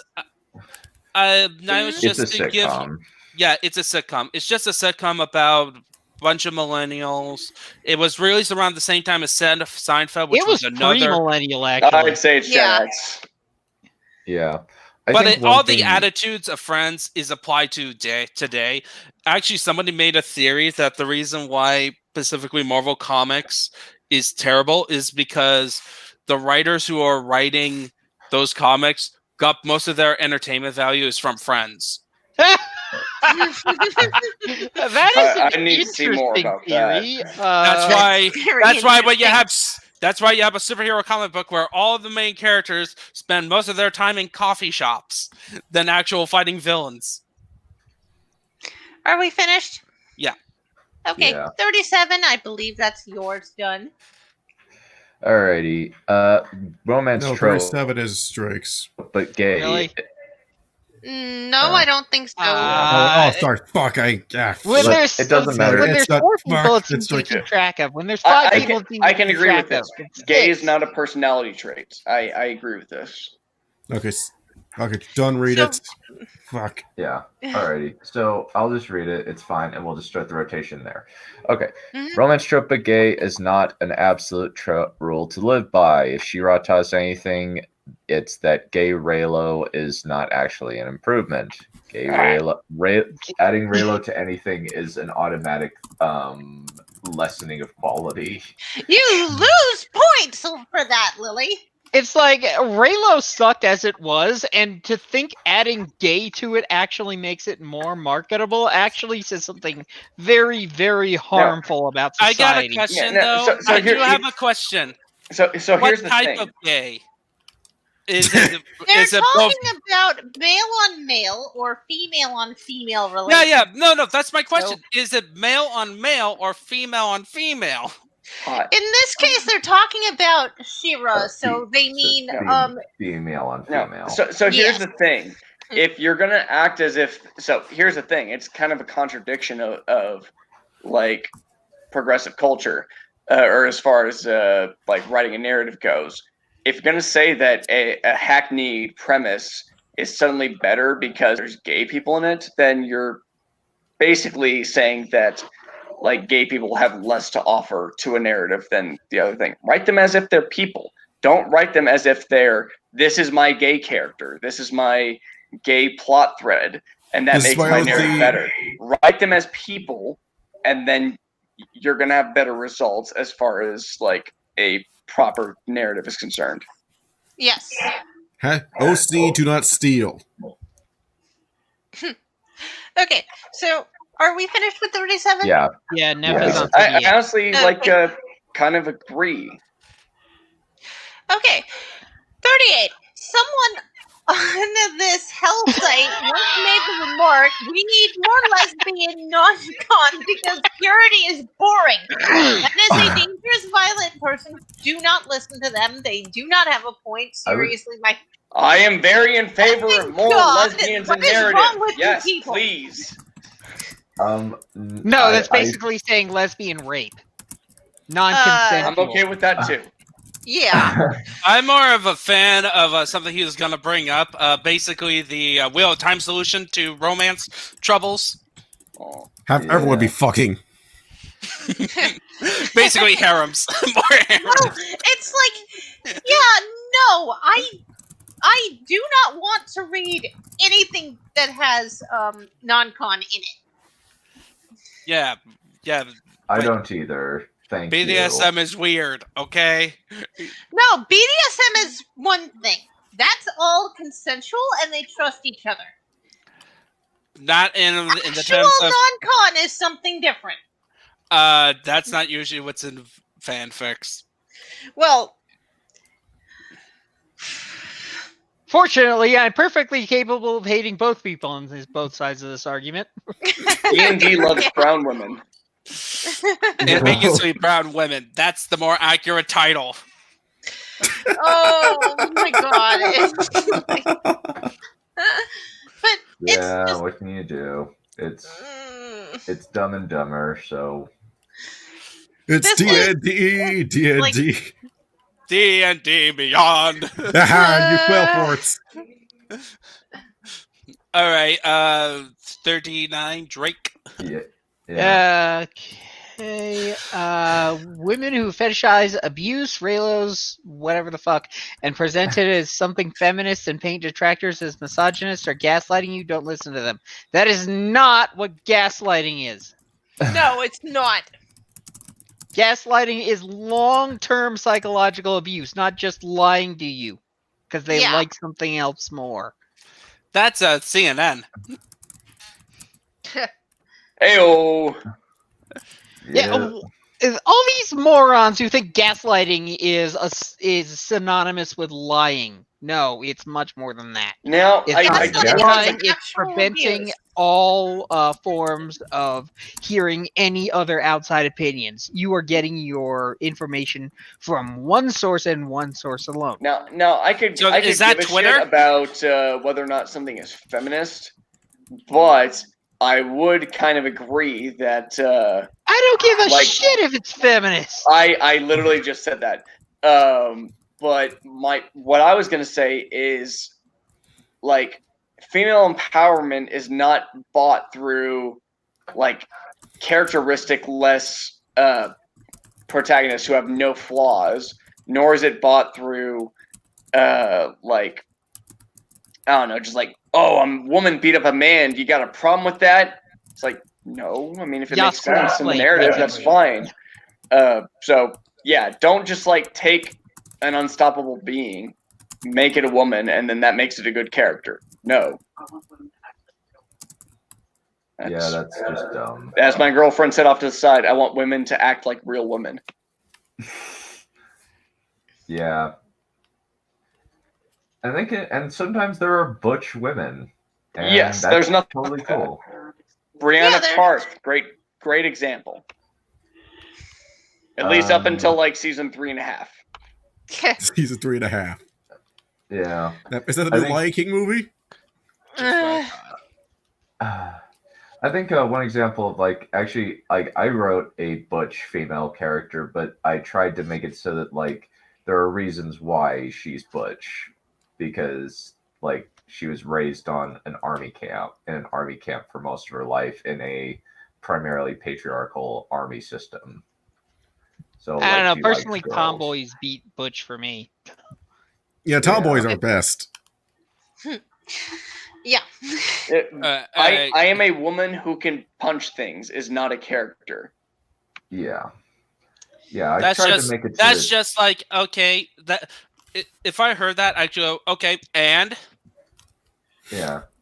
but that's Yeah. for most things. Just most things Yeah. just goes I'm this, and you go oh and Yeah, like Yeah, like that's- she's like she likes girls and she's built like a truck. and So I just part of it is like she wants to prove herself to her dad because she's like said she knows she's the heir. She's got the second biggest dragon. She wants to do what's right and be just.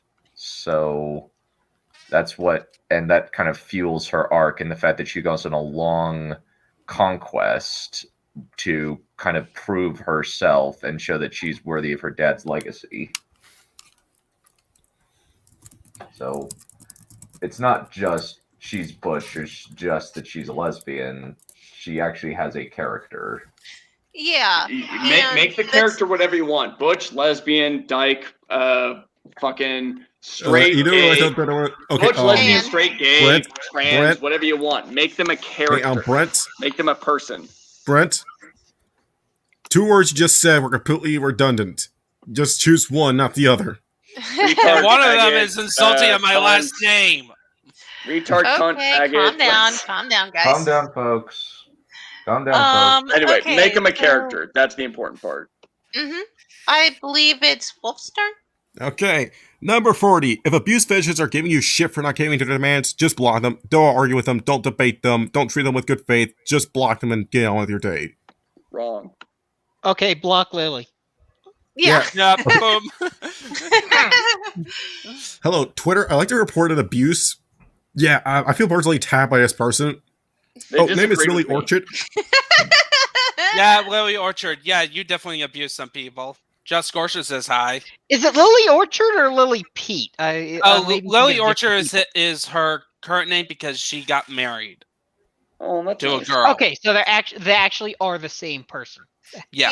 I wasn't sure if I was thinking of somebody else. So yeah, 40 is not writing advice. It's just more Twitter advice. Yeah, exactly. Okay, so there's nothing to say about it because it's not advice. It's very silly, yes. Holy So- fuck, you're not even halfway down the list. I know, there's Fear is a 101. million. Yeah. All right, 41. Your turn, Brent. Oh no! Is this a list of 50 or like you're not even halfway down the page? It's 101. 101. Just do Oh it. no! 101 Dalmatians. Basically. Rape victims are not villains. Okay, sure. And should never be written. Okay, no.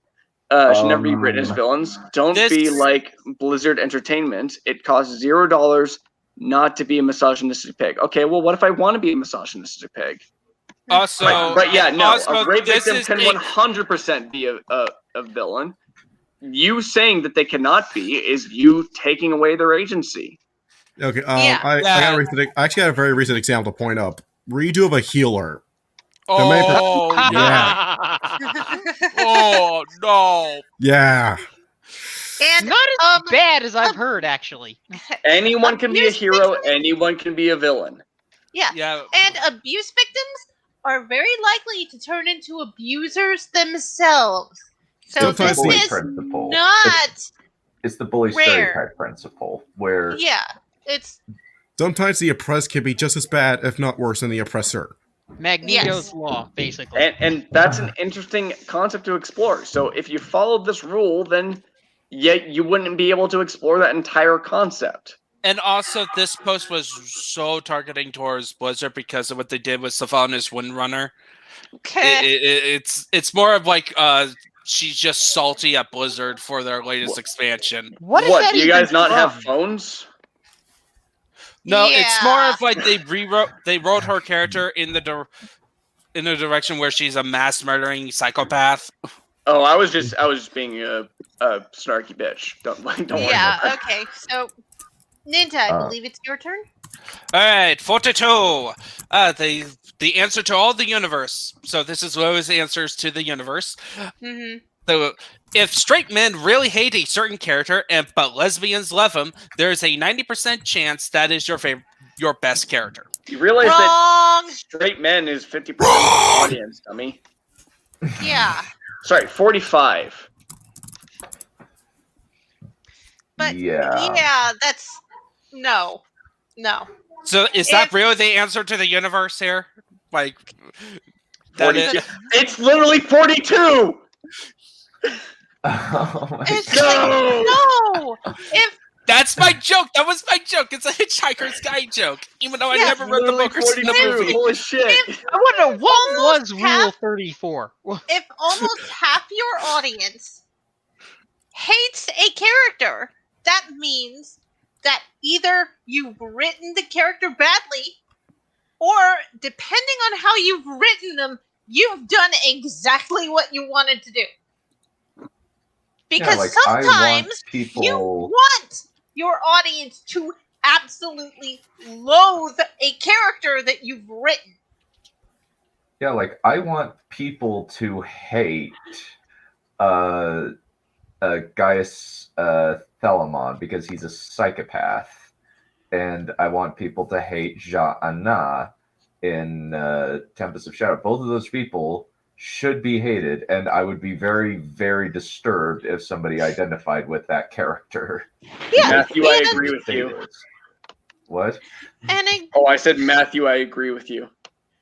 Put a 46. Put a knife in me. Oh, Mary Sue Yeah, isn't the real. we'll get Nope, there. nope, We'll we'll get get there. there. Don't Yeah. worry That about it. kind of deserves its own screen. Another example of that is that I want Neurostrife to be hated in conflict. So if most of my audience absolutely hates Neurostrife, that means I've done what I've set out to do. Mm-hmm. There are two kinds of objects in my universes: dickheads and rocks. Okay, I believe it's your turn, Dun. You if forgot you're finished women. with Okay. 42. So Women are objects. yeah. So if one of your writers believes Trinity Simon Infinity Train is misunderstood and Grace is a villain, that writer should be fired immediately. I have no context for this, so I don't know what to do. I have no idea what that means. What that is. Dunn gets a free spin in 44 because that was stupid. The best solution Whoa. to a love triangle is polyamory, Well, I the- believe what Lily Will missed time, the thing will is time. You must rule polygamy, will but, time. yeah, Wheel of Time. Wheel of Time. Yeah, that dude like has 3 hot women and he bangs all of them and gets 2 of them pregnant. Okay, that's relatable, but now that is sometimes not what you want to do. well, the thing is, I have done that multiple times. I have done that multiple times. Oh, yeah. just Oh because no, I would no, prefer I'm not saying to. that it can't be done, but sometimes it's not what the writer wants. Oh, you meant in writing. So, Okay, done. yeah. Sorry. Yeah, I've done that. But, no, I've never had. I've unfortunately never had sex. Much as that might be hard to believe. Shameful display. But now, so here's the thing. Yep. This gal, I'll drop off at 50, but this gal seems to be using kind of like universal terms. It's actually really annoying. One of the things that annoys me the most is none, no, every, all, best, worst. That means one. All of that means one thing. No, the best solution to anything is not anything. There is no best solution to anything. Also, it's very silly that a love triangle will be solved with polyamory. That's literally just fan fiction. Yeah. And porn. Okay. Porn, yes. Which Yeah. not gonna say porn ain't good, but Porn can be good, yes. Mm. Again, depends it's on not the it's not a writer. thing to base your writing off of. Mia Khalifa should not be your head writer. No. Mhm. Let's keep Okay, going. so And the results. 45. If you have a male character who actually shows respect and admiration to a woman, and some of your viewers call that character a simp, there is a 90% chance you have a good character. No, there are What if they characters that call him a are straight up simps. That's Yeah. Yeah, Sounds like a ready from Gundam Unicorn. That depends on if you're actually trying to write a simp, or if you're trying to write someone who is genuinely being respectful and admires a character. So now that's actually a thing that I've been arguing with people about a little bit lately. Is people don't like simp is a really new popularized phrase. I mean, it's been around for a while, but it's kind of being misused a lot. So simp doesn't mean a person who respects women. It doesn't mean a person who like whatever. A simp literally means a person who sacrifices a part of their own being in order to please a woman in particular. Could be a dude or whatever, but particularly means a straight man doing this, who sacrifices a part of their being in order to please someone so that they will recognize them sexually. Also, simps are usually creepy beta males. Yes. Oh, Wild Wolf just got called. Like, calling Wait, what? Right here. simp is yes, it's been misused often Look, for like, first off- oh, he's nice to women. What a simp. It's like, okay, yeah, first- that's fine for slang, but Okay, first off, Drake, I may sometimes wish death upon people, but I am not I am no stalker. I don't follow you the rest of your life. Why Okay, not? we're at 46. Are we done with 45? Yep. Not quite, but let's go. Okay. Let's get back on. Mary Sue is not a real criticism. It's thinly veiled misogyny. Always disregard it. Can we just make this its own video and skip it for now? Yes, please. Yes. Yes, Yeah. we'll do that. Okay. Okay, 47. 47. Emotional vulnerability does not make a female character anti-feminist. I would Whatever agree the with fuck that. that means. I would agree with you. Oh no. Emotional vulnerability does not make a female character anti-feminist. It'll be fun. But it does make a Curry. male character anti-feminist. Why does emotional vulnerability only not make female characters anti-feminist? Where the hell that means? I don't know. It's like, what are you trying to say here, Lily? You know, I'm gonna break the rhythm for a bit and just take a shot at 48. Goblins are inherently anti-Semitic. Okay. Goblin! Bring out the Black Slayer. We need Black Slayer. Black Slayer team up with Goblin Slayer to slay. Yeah, that's like it's. But yeah, No, clearly this person, Lilly Don't- Orchard's don't only accuracy. exposures to goblins is from Harry Potter. Or Wait, Lord of the wait, Rings. what the fuck? I literally looked away for like 20 seconds. Goblins are anti-Semitic? Isn't that Yeah. Because anti-Semitic? according to Lily, she doesn't comprehend about goblins from Lord of the Rings. Isn't she More of like anti-Semitic herself for saying that? What the fuck? They're Just technically- hold on. goblins are technically anti-Mongolian because that's how they're described. Oh, they have a long nose and they like gold. That makes them Jews. Therefore, Yeah. you're racist. Well, that's If only the anything, Harry. don't That- goblins grow into orcs? So if goblins are Jews, No, and no, orcs they're are a different black race people, usually. Yeah, does that they're- mean they mean that the idea is that Jews turn into black people? What the fuck? Well, that's one of No, the normally This is orcs the are a case different of race. this list Yeah. Oh, no, sorry. Hang more on. about No, the person no, who Drake. wrote it than no, wait, Drake.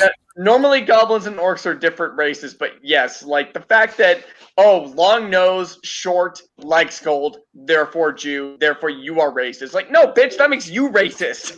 Also, And also- goblins are terrible at math. Also, And listen, on- Drake. and Drake. here's the thing. And here's the thing, guys. The only exposure that I have seen that goblins are the money changers is in Harry Potter. So clearly, Lily Orchard's only interpretation of goblins is only from Harry Potter. Now, Because Yeah. all other it doesn't make versions. her wrong that she's anti-Semitic. That was a joke. Also, Drake. That was a joke, CIA. Also, Drake.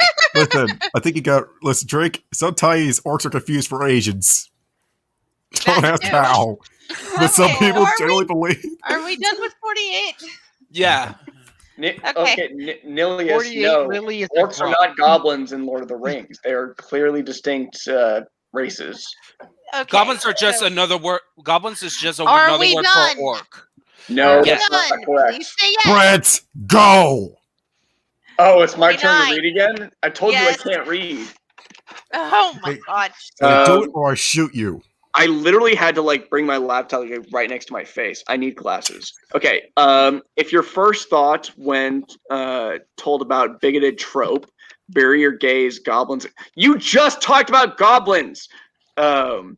Is to try to figure out how to do it well. What the fuck? Everything should be about how to do it well. You are a huge turd. Well, I am a turd, but not because of that. Who is missing the point? It's not about these tropes. It's not that these tropes aren't done well. It's that they aren't done. It's that It's they are that done they're- too much. Okay, yeah, No. I can Is she agree saying that, that like, yeah, bigoted sometimes tropes things are are done too much. cliches? But just because they're commonly done doesn't mean they're like a bad trope. It just means you need to do them differently. I have Tropes a are tropes. I have a question. How often is bury your gays a thing? I don't know. Well, like about once a week for me. So far, I've only played like one game. It's the only thing I know of where the character was gay and they died was in Valkyrie Chronicles 4. It's That's like, one. it's- Yeah, I have not been. This is Thrones. Lily Game telling of writers Thrones. not to use a tool in their toolbox. So Basically. of gay Thrones. people are essentially immortal because it's illegal to kill them. But it's like, no. My first reaction to being told that, oh, I should write something this way instead of the way I want to do it was like, no, I'm gonna do it the way I want to do it. I'm gonna write what I want to write, and you can just watch me as I make it epic. That is my reaction to 49. Right. So it's literally just another thing of like, okay, bigoted trope. Okay. So what you're Define saying is that, that there are please. different rules for people who are, for example, different sexualities, different races. So no, excuse you, they're people. They are open to And they are- every trope that there is. And they are Mhm. subject to whims of the narrative just like everybody else. Yeah, well, and it's Remember also when like that Bill Burr joke. It's like, how many times are we gonna do that fucking like racist sports movie where it's like, it was the first black swimming team. Get out of the pool. Yeah. Like, treat them as people, then we're going to have better stories about them. We don't need Jake's from State Farm to be a black person. Anyways, next up, Ninja. Which one? Number 50? Number 50, writing a relationship All right, this based is on my a last one. dynamic or trying to get a particular trope, i.e. enemies to lovers, into the story is a bad decision. I'm going to totally this is so wrong because there are some tropes that has been rarely done that is so interesting. Like I'm trying to work on in my story, Devil Knight, is the idea of a rivalry that is also a romance. Like a rivalry as in typical shonen rivalry, but Vegeta there's a to romance. Goku, Jamie to Brienne. Yeah, think of that, but there's a romance Romeo element. and Juliet. Are you saying that there's no romance between Goku and Vegeta? No. What? Even though Goku's fight sexual, we all know that. What? Goku likes fisting. What, son? What? I have one thing to say to you, actually. Just the one. Actually, check back at the office and then play the clip I put in there. That's my response to you. Fight me. Which one? Let's just.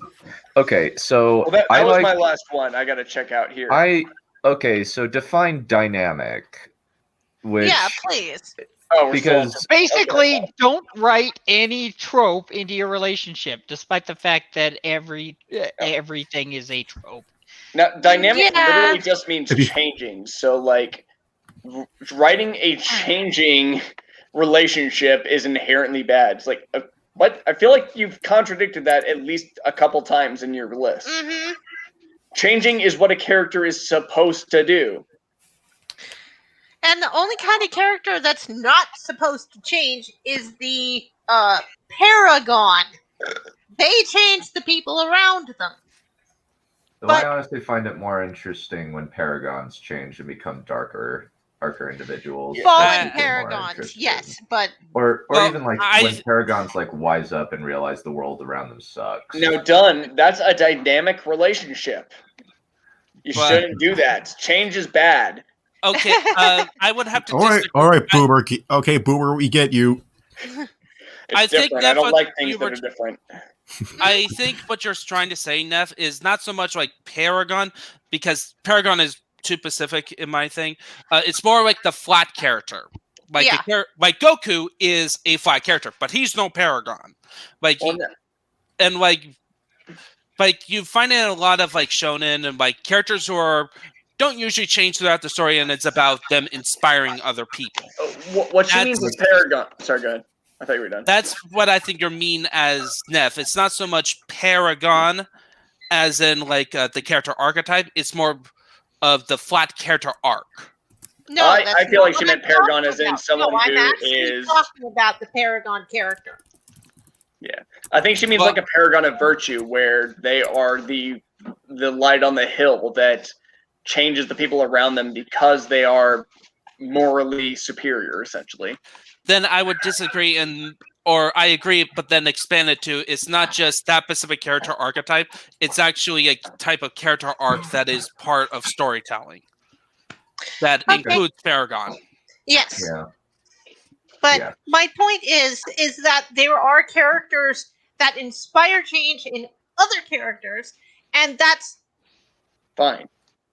Yeah. It's all right. Yeah, like Kaladin. Like Kaladin Stormblast. Kaladin is like his major flaw is not that he is a bad person, it's that he has horrible chronic depression that cripples him at points. Yes. Because of his PTSD.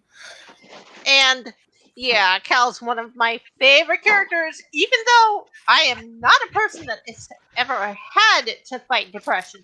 So fortunate lady. Yeah.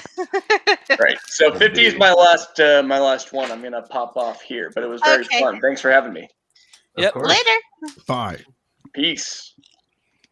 Holy crap, 2 hours and we're still not technically halfway done. Actually, we are halfway through. Yeah, we're halfway finished. 101. Yeah. Round down, that's 50. Round up, that's 51. Vitriol does not immediately render criticism valid if you're tone Invalid.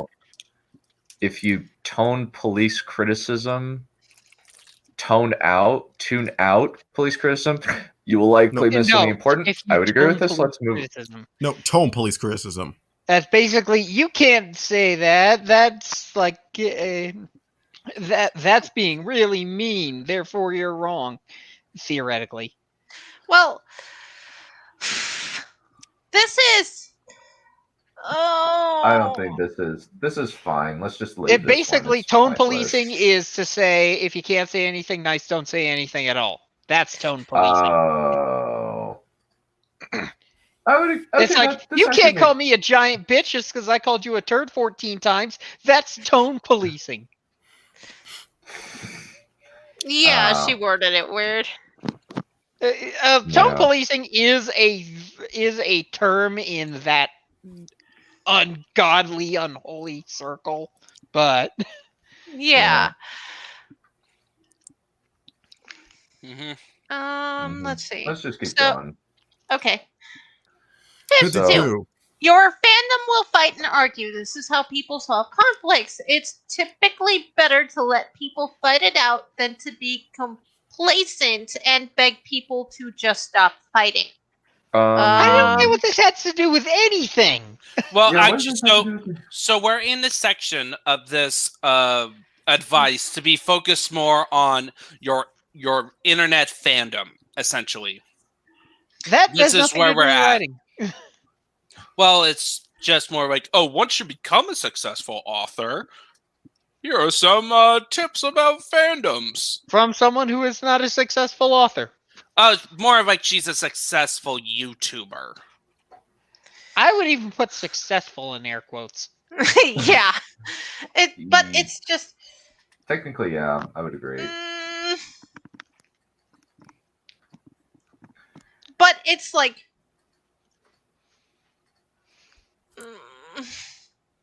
This is non-advice again. Let's just keep going. It's not advice. This is just pointless. All right, Every head. Oh. Okay, we have 53. Related to the above, every headcanon is valid, should never leave your mouth. Do you want pedophiles and fascists in your fan base? Because that's how you get pedophiles and fascists in your fan base. I'm docking this one just for trying to be an Archer reference. I just think Lilly Orchard, you do not get points for 53. Also, Lilly Orchard is a fascist, so there. Yeah. 54. Speaking out against abuse fetishes, pedophiles, and bigots in your fan base will always be better in the long run. And being quiet or complacent, it might be exhausting to deal with, but it's better for everyone in the long run.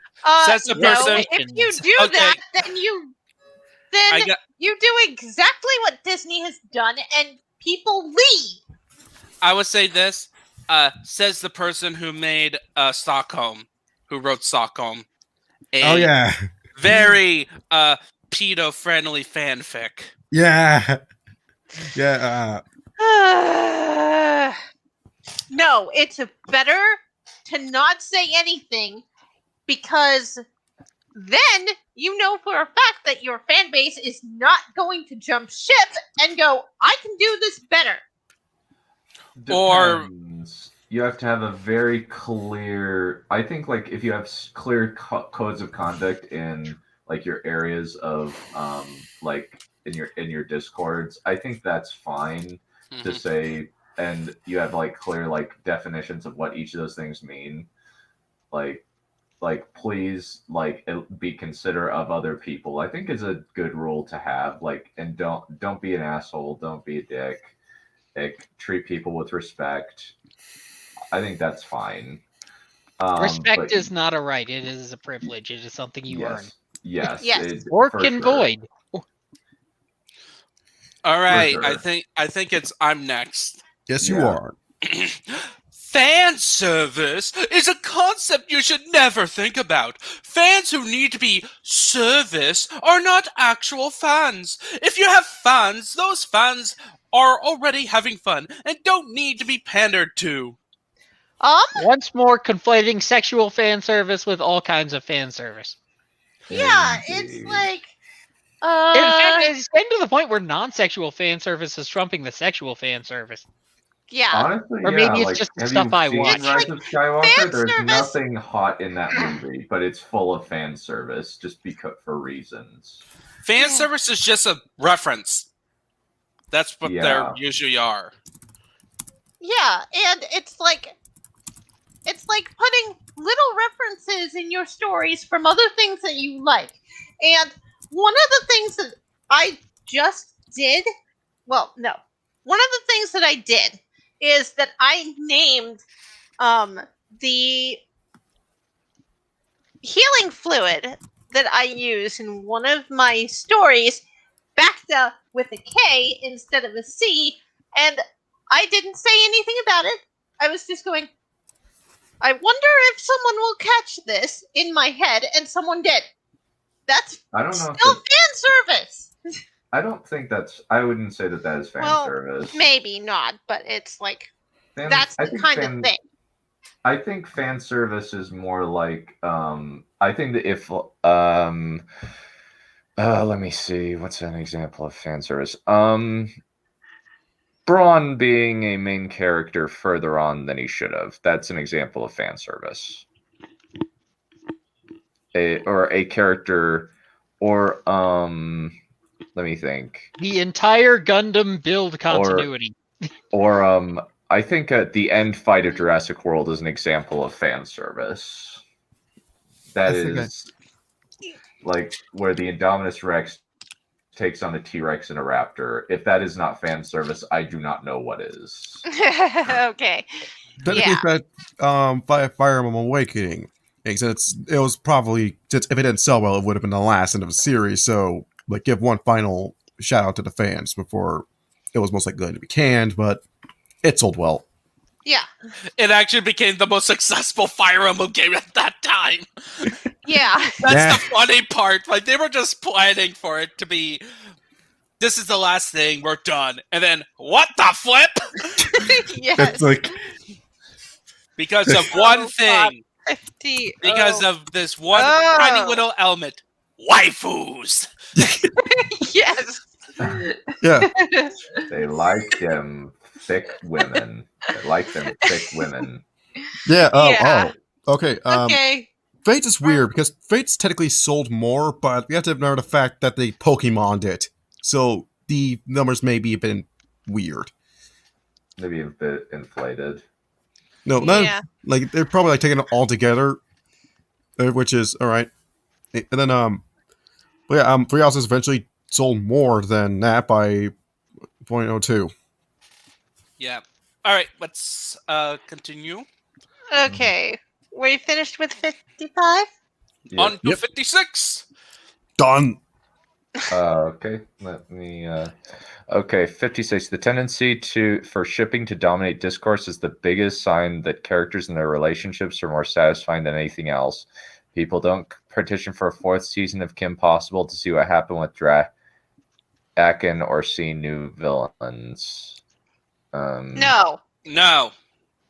Yeah, this is like Shipping? totally wrong. Shippers are crazy. And also, blood has been spilt over the shippers, waifu wars. I think shippers are a strange breed of people. They're not crazy. There are shippers that are crazy, but as a whole, shippers are not crazy. They're the sisters of battle of fandoms. Shippers are like a 4-way coin flip. Yeah. And then four-way dice roll. No, 4-way coin flip. So for the actual point, no, some shows, and I'm assuming Kim Possible is one of them, was positioned to get a fourth season or to get additional season because people like the show for not just the relational aspect, but action shows. Like it's a fun action show or a fun comedy show.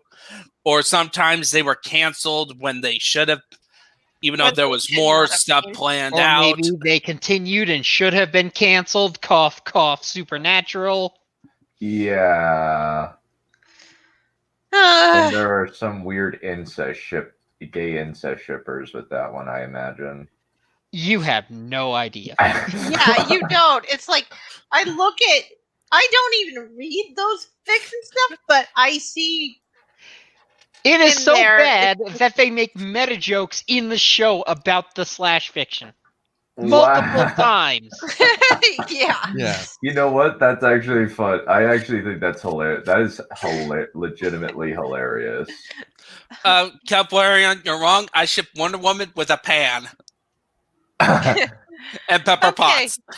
We done with 56? Yeah, let's call it good with Yes. 56. Okay. 57. Also, Complaints about too much negativity is shooting the messenger. That if there is an overabundance of negativity, that means there's things to be negative about. People cannot be positive without things to be positive about.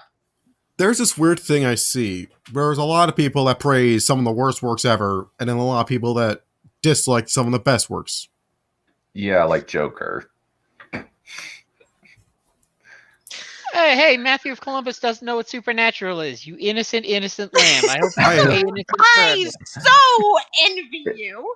It's an 8-season 10 supernatural mission. 10 season. Oh my I goodness. think they made it to.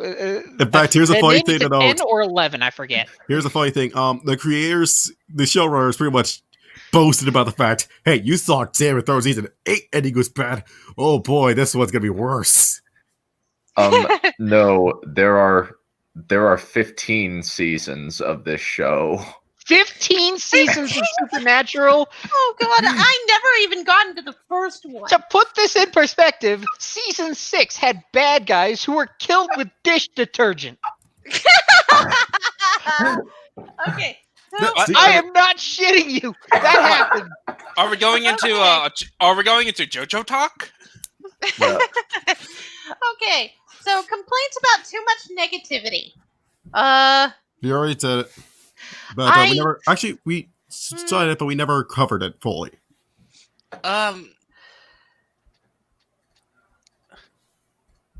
It's like it's Weird. That's weirdly worded too. yeah, it's like what are you even talking about? Yeah, I didn't think. Basically, I think what she is trying to say is that there are things to be.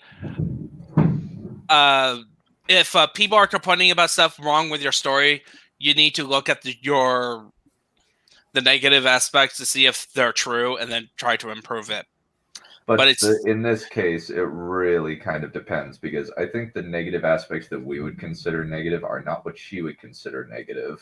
No, it would be more like if you're focusing on the straight white man too much. Yeah, It's like- and it's like here's a very funny thing. it's the same thing with the Mary Sue point. A lot of people would look at flat characters and go, "This is a Mary Sue," when the world is revolving around them, when it should not be. We said we were going to get to that one later. But yeah, we'll get into there. that. But Okay. Someday. that's my point, is that Lilly said that this is a Mary Sue is not criticism. All right, And then they said this. 58. Yeah. Drake. If you do something bigoted and get yelled at for it, listen to the people yelling at you. Cancel culture isn't real. Yes, it is. The rage and vitriol will be gone in 2 weeks. No, You'll it won't. live your life, and you'll be a better person for it. Getting yelled at stopped being the end of the world at age 10. No, but getting murdered in the street is forever. Here's the thing: there are people getting thrown out of a college university for something they said when they were 14. That's ridiculous. Or Pack heat. Yes, having the wrong opinion will get you out of a job. Wrong And keep opinion, you out of jobs. like wrong opinion years ago. Yeah. So let's just this is It's extremely utterly- well documented. Lily is provably empirically wrong. Yeah. Yes. Number 59. And also, I just want to point out she participated in cancel culture. Oh, of course. She Of did. course She did it against a YouTuber who was friends with her before she changed genders by the name of Josh Scorcher. And then because of there's a lot of stuff involved, but in short, Josh Scorcher broke up his friendship with Lily Pete at the time. It was Good Lily for Pete. him. I've actually heard of Josh Scorcher. Yep, but then later, when Josh's friends was revealed to be an actual pedo, Lily led a campaign against him because he decided to, because it was that person was part of a D&D session, right? And they still had to release episodes, and they were critical to the plot. So he decided to release like one with the full episodes with a warning at the beginning, and then a summary. That is accurate. I totally agree with that. People cannot be positive without. Can you highlight that again? To be positive about is false. People will just reinterpret things as positives to justify their feels. Yeah. Yeah. But basically, Lilly Orchard led a campaign against them to try to downvoted those videos. All right. Out of spite. So the quickest and let's just move on. The quickest and easiest way to make the yelling stop is to own up to the mistake. Don't make excuses or explain why you did the bad thing. Fix it and never repeat it. Progressives are very forgiving. Doubt. Everybody, chat. Guys. Okay, chat. I want you to type one of two things: X if you doubt this, E if not. X. I just touch that X button. I say like flat no. And like, stubbornness is what gets people canceled. Oh wait! And despite Lily said that there is no cancel culture is not a thing. And DM, I said say that? DM, I said E if you agreed. X if you disagreed. And also, stubbornness is actually what prevents people from getting canceled a lot of the times. Yeah. They refuse to, as soon as you admit, you get canceled for it. Stubbornness is what gets people canceled. It's struggle sessions, but in America. So, alrighty. This has nothing to do with writing. This has absolutely nothing to do with writing. Let's just keep going. Yeah. And then my only thing to say about this is, didn't you just say cancel culture was not a thing? That's the only thing I have to say about this. Okay. So I think I was supposed to read number 60. Yeah. Quote unquote, forced diversity is a right-wing dog whistle, not a criticism. The only ones that can hear dog whistles are dogs. It's with like this one, sometimes I guess lots of people can make the forced diversity criticism. It's because the story was completely hackneyed and took them out of the experience. So are there like right-wing black people? Isn't that kind of an oxymoron in these people's minds? Oh my god. It might be. No. They call him Uncle Tom's, even though Uncle Tom in the book is not what they think Uncle Tom's. Ironic. Yes, very funnily enough, they called him Uncle Tom's. Yes. So much for the quote-unquote tolerance. Yeah, but it's kind of like they will turn on each other and eat each other. So Balerian's arguing that's sometimes true. I would actually, sometimes it is true, but forced diversity has a very specific definition. It's where you put in, say, a token black person. Characters. Yeah, token characters is what it's talking about. Yeah, and like I thought, and kind of like forced diversity is kind of the new tokenism, but it's tokenism that they like for some reason, even though they seem to decry tokenism in other things. Because of the wording. Because it says, it's not tokenism, it's diversity. Yeah. Also, I have to point out that Frontier asks people, everyone pressed X. Mm-hmm. One person pressed C, but to be noted, C is right next to X on the keyboard, so typo. Yeah. Also, let's go to 61. Done. Your turn. Yeah, 61. Reclaimed slurs are not universal and as such should never be included in a work. What the hell does that even mean? So in short, you can't just you can't have a character say the N-word, even though it would fit their background. Has and the way everybody they seen talk. that one clip of Sakura Miko playing Grand Theft Auto 5, I Yes. think, and she quotes the black guy saying the racial slur and doesn't know what it means? Or Okay. like I think of one example that like might be like how exactly are you supposed to do a movie about the Deep South without the N-word in Yeah. the 1800s? There is no way that you The can possibly sheriff do that is unless you Yeah, Unless you you- can't do that. unless you are like deliberately Disneyfying the Deep South during the 1800s. Dis- Or even like now I'm modern thinking of like a Chicago. Disney movie set in the Deep South. They already did. It was called Song of the South, and it's been No, blacklisted from all of Disney. No, I'm just thinking of like a new one. Just Oh my god. Let's see. Yeah. So I think it's Neph's turn. 62. Yes. Okay. Oppressed people fighting against their oppressors are not villains. No, I don't care if you think they went too far, quote unquote.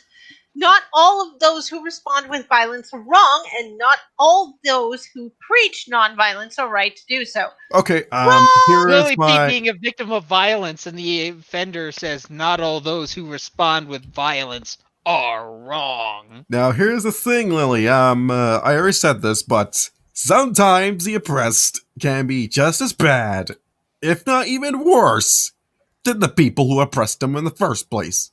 it's Yes. called nuance. Yeah. Or take a look at the French Revolution. The French Revolution was awful. And it proved that the French peasantry was infinitely worse than the French nobility. Yeah, and Yes. Like the Okay. guillotine, everybody. it was Um, made. It the was made terror- by French. It was in France. French Mhm. academics. It's really more like the French Revolution has never let French academics get control of anything. Lily is a violent extremist. I'm shocked. True. Yeah. Oh yeah, and- Magneto. Magneto So, is the character that's exactly. Since 63 is related to 62, should I read that too? Yeah, go for it. Okay, so related to the above, a good spin on the heroes who never kill mantra is to highlight how refusing to kill a villain who later goes on to kill more innocent people makes the hero responsible for these deaths. There's a free story theme for you. That is not a free story theme. That's been done for decades. Under the Red it's Hood done to in death. 2004. Dark Knight Returns in 1986. Lord of the Rings did it in 1954. And if Tolkien did it, then you know it wasn't original, because Tolkien isn't terribly original, but he is a hell of a student of his contemporaries. Yes. Yeah. Mhm. Yeah. It's just it's one of the oldest tropes in the books when it comes to superheroes. Well, here's a supervillain who is so evil, the hero has to choose to whether keep his moral code or let this villain goes on and kill more innocent people. Yeah, Maximum Carnage also did that. And also, there's like the fact you have to remember, it's how it will affect the person more personally for breaking their code. No one else would know they do it, but they knew they did, and they'll Yeah. never. So yeah, tell Lily them. thinks she came up with an idea that's actually 70 years old. The correct way to Yeah, do okay. it, Lori. Let's see.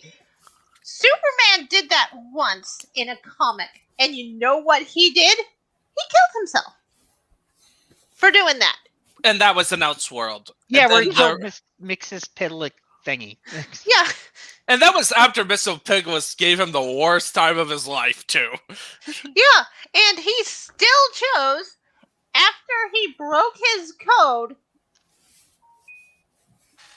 it's like, no, I'm not going to kill anyone because I have so much strength that I know I can go way too far, way too easily. So I'm not going to do this at all.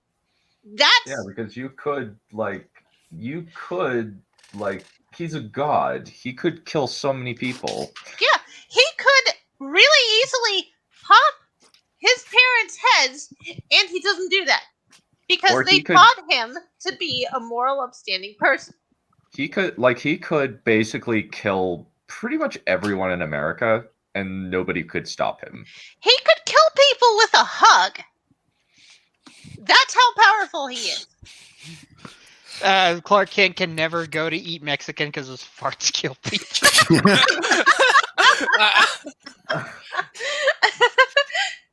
I'm just thinking of Vulcan 40K in my brain.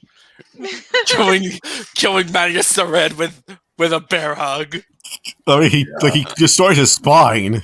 There's a fairly common porn parody plot of Superman trying to find a condom that's rated for jackhammers. Yeah. Let's keep going. Yeah. If you're, Wait, does that mean his sperm could kill? oh It yeah, actually- that's actually Don't a joke. bring up that Spider-Man story. Don't Do do not bring up that terrible Spider-Man story. Frank, it's your turn. What is my 64? 64. If you're writing fantasy and you have no issue with having dragons in your world, but suddenly think people of color are unrealistic because something medieval Europe, you're a huge shirt and an idiot. By the way, ding. And also, just because you have a society that conforms to medieval Europe, you can do whatever you want with it. It's like there aren't any black people in like the first at In least Lord the of first Rings. single book of Science and Sorcery, because black means something completely different to what you think it means. There's no sun in that world. That means that the only people who have a tan are those who hang around the radioactive Zongrit. And That's just being realistic. also like that's just like who cares about if people I don't know, like this is stupid. Well, if you're writing historical fantasy that takes place in a place that is basically medieval Europe, then it would not make sense for there to be black people unless you shipped them from whatever constitutes as Fantasy Africa. Fantasy Africa. Also, on a similar note, no samurai in Braveheart. Yeah. And as far as I'm aware, no black people in Braveheart either. Nope. Yeah. There's no British running around. There's no British with drawn arms running around in World War II with katanas on their back. Nope.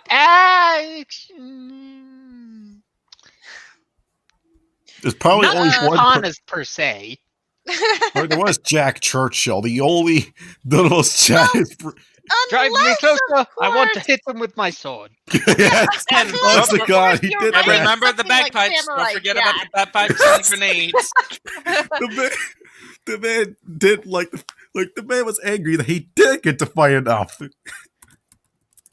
Okay, let's so just are we keep done with going. 64? Yeah, let's call it good. Okay. 64. Sexual tension. Okay. Oh no, he also followed the longboat. Just remember that he drove Okay, on I a think Wolf, motorcycle. it's your turn. Go Okay. on. Sexual tension and chemistry are not the only indicators of a potential relationship, and in a relationship is the quickest thing to fade. That sounds entirely like it's based on too much personal experience. Yes, I would. I want to say no, or it depends. My parents make jokes about their sex life to us at intermittent intervals because it's funny. There's still chemistry between my parents, and they are an old married couple. Mhm. That in itself is a kind of chemistry. My parents Yeah. don't have chemistry; they have physics. What do you need physics for when you could have genetics? And yeah, Biochemistry. also it's like Oh, man. sometimes like best friends are best as best friends, and it just depends on the relationship. Are we Context, done with please. 65 then? Yeah, I let's just think call we're done 65 with done. 65. So Yeah. it's your turn to actually read it. So, Yeah. Oh, 66, the best potential romantic. 66. The best potential romantic partner for a character is her best friend. They're best friends for a reason. I'm curious why Lily said her. As if men don't have romantic partners. Yeah, because it's like you're really limiting yourself if you do that. I mean, there are heterosexual best friends. Also, That there is are a people who thing. just don't do romantic relationships. Yeah, there are. And a very good example of this, actually, would be Male Robin and Crom from Fire Emblem Awakening. I am so glad you didn't say Batman. No, Batman. not Male Batman. Robin and Batman. No. Yes. But it's okay. So Robin is the Main default protagonist, name for the Avatar in Fire the Emblem Awakening. avatar, which is your character. Robin can either be a male or female. Your choice. Please, if you're male, you start a heterosexual life relationship with Crom. But if you're female, you can actually hop on that exalted dick. Yeah. And there's also the fact Even though that would be wrong. That would be wrong. Prom should be with the Pegasus rider. No, it's just that the relationship's kind of weird because it depends. Sumia or Cordelia? Because Cordelia was shafted. Sumia, of course. Literally, their entire relationship is pies. Move on. Even though the game That's made no. it obvious. Stop it. Okay, I'm breaking this out. I haven't had to use this in a while. Let me see where. Oh no! Is... No! Don't! Oh no! Don't wait! No! Have mercy! Let me see. Yeah. House that rule, one. Sammy. Driver picks the music. Shotgun shuts his cake hole. I'm amazed it's been that long since you used that last. Yeah. Though also, yeah, I need to use it more frequently. Also, if you break this, you're going to burn in a very special level of hell. A level they reserve for child molesters and people who talk at the theater. I'm already we may tell me that isn't our hell So, right now? Are we done with Yes. 66 then? Okay. I am Your done. We turn. are finished. Done for that Okay. pun? Congratulations, you've earned yourself a medal. Uh-huh. So I don't want X character to be defined by her relationships is a stupid philosophy to have. Everyone is defined by their relationships. That's how human beings work. I can agree with this. Yeah. Not necessarily. Occasionally, yeah. Like either they're defined by their relationships or lack thereof. I think yeah. Yeah. Like, 68. is there anything to say about 67? I would just say that like some characters are more defined by what they do and or how like what like you can tell by the type of character. It's more of like relationship help expose who that character is rather than really define them. Relationships are only one way to define what a character is. Mm-hmm. There are many different avenues. It depends on the world. Mm-hmm. Okay, 68. If you don't want a character to only be remembered for a romantic subplot, don't end the story on that subplot reaching its conclusion. Give it time to sink in and become the new normal for the viewer. The memorable moment will always be the last moment. He will probably have a heart attack over Dragon Ball. Yeah, he would. Because, oh yeah, they get married in the middle of the story, and then they have little involvement with the main plot. Yeah, and then, well, that's like, yeah. So, Drake, I think it's your turn. So you're giving me 69? Nice. Yes, you get the good position. I don't know what that means. Please enlighten me. I'm not. 69 is We'll tell you after the stream. We'll tell you when you grow up, Doug. Ooh, I get 71 then. Yes. What? Go ahead and read it. Okay. Slow burn does not mean taking forever to get there. It means full series long romantic subplot. Getting together is the start of a romantic subplot, not the end.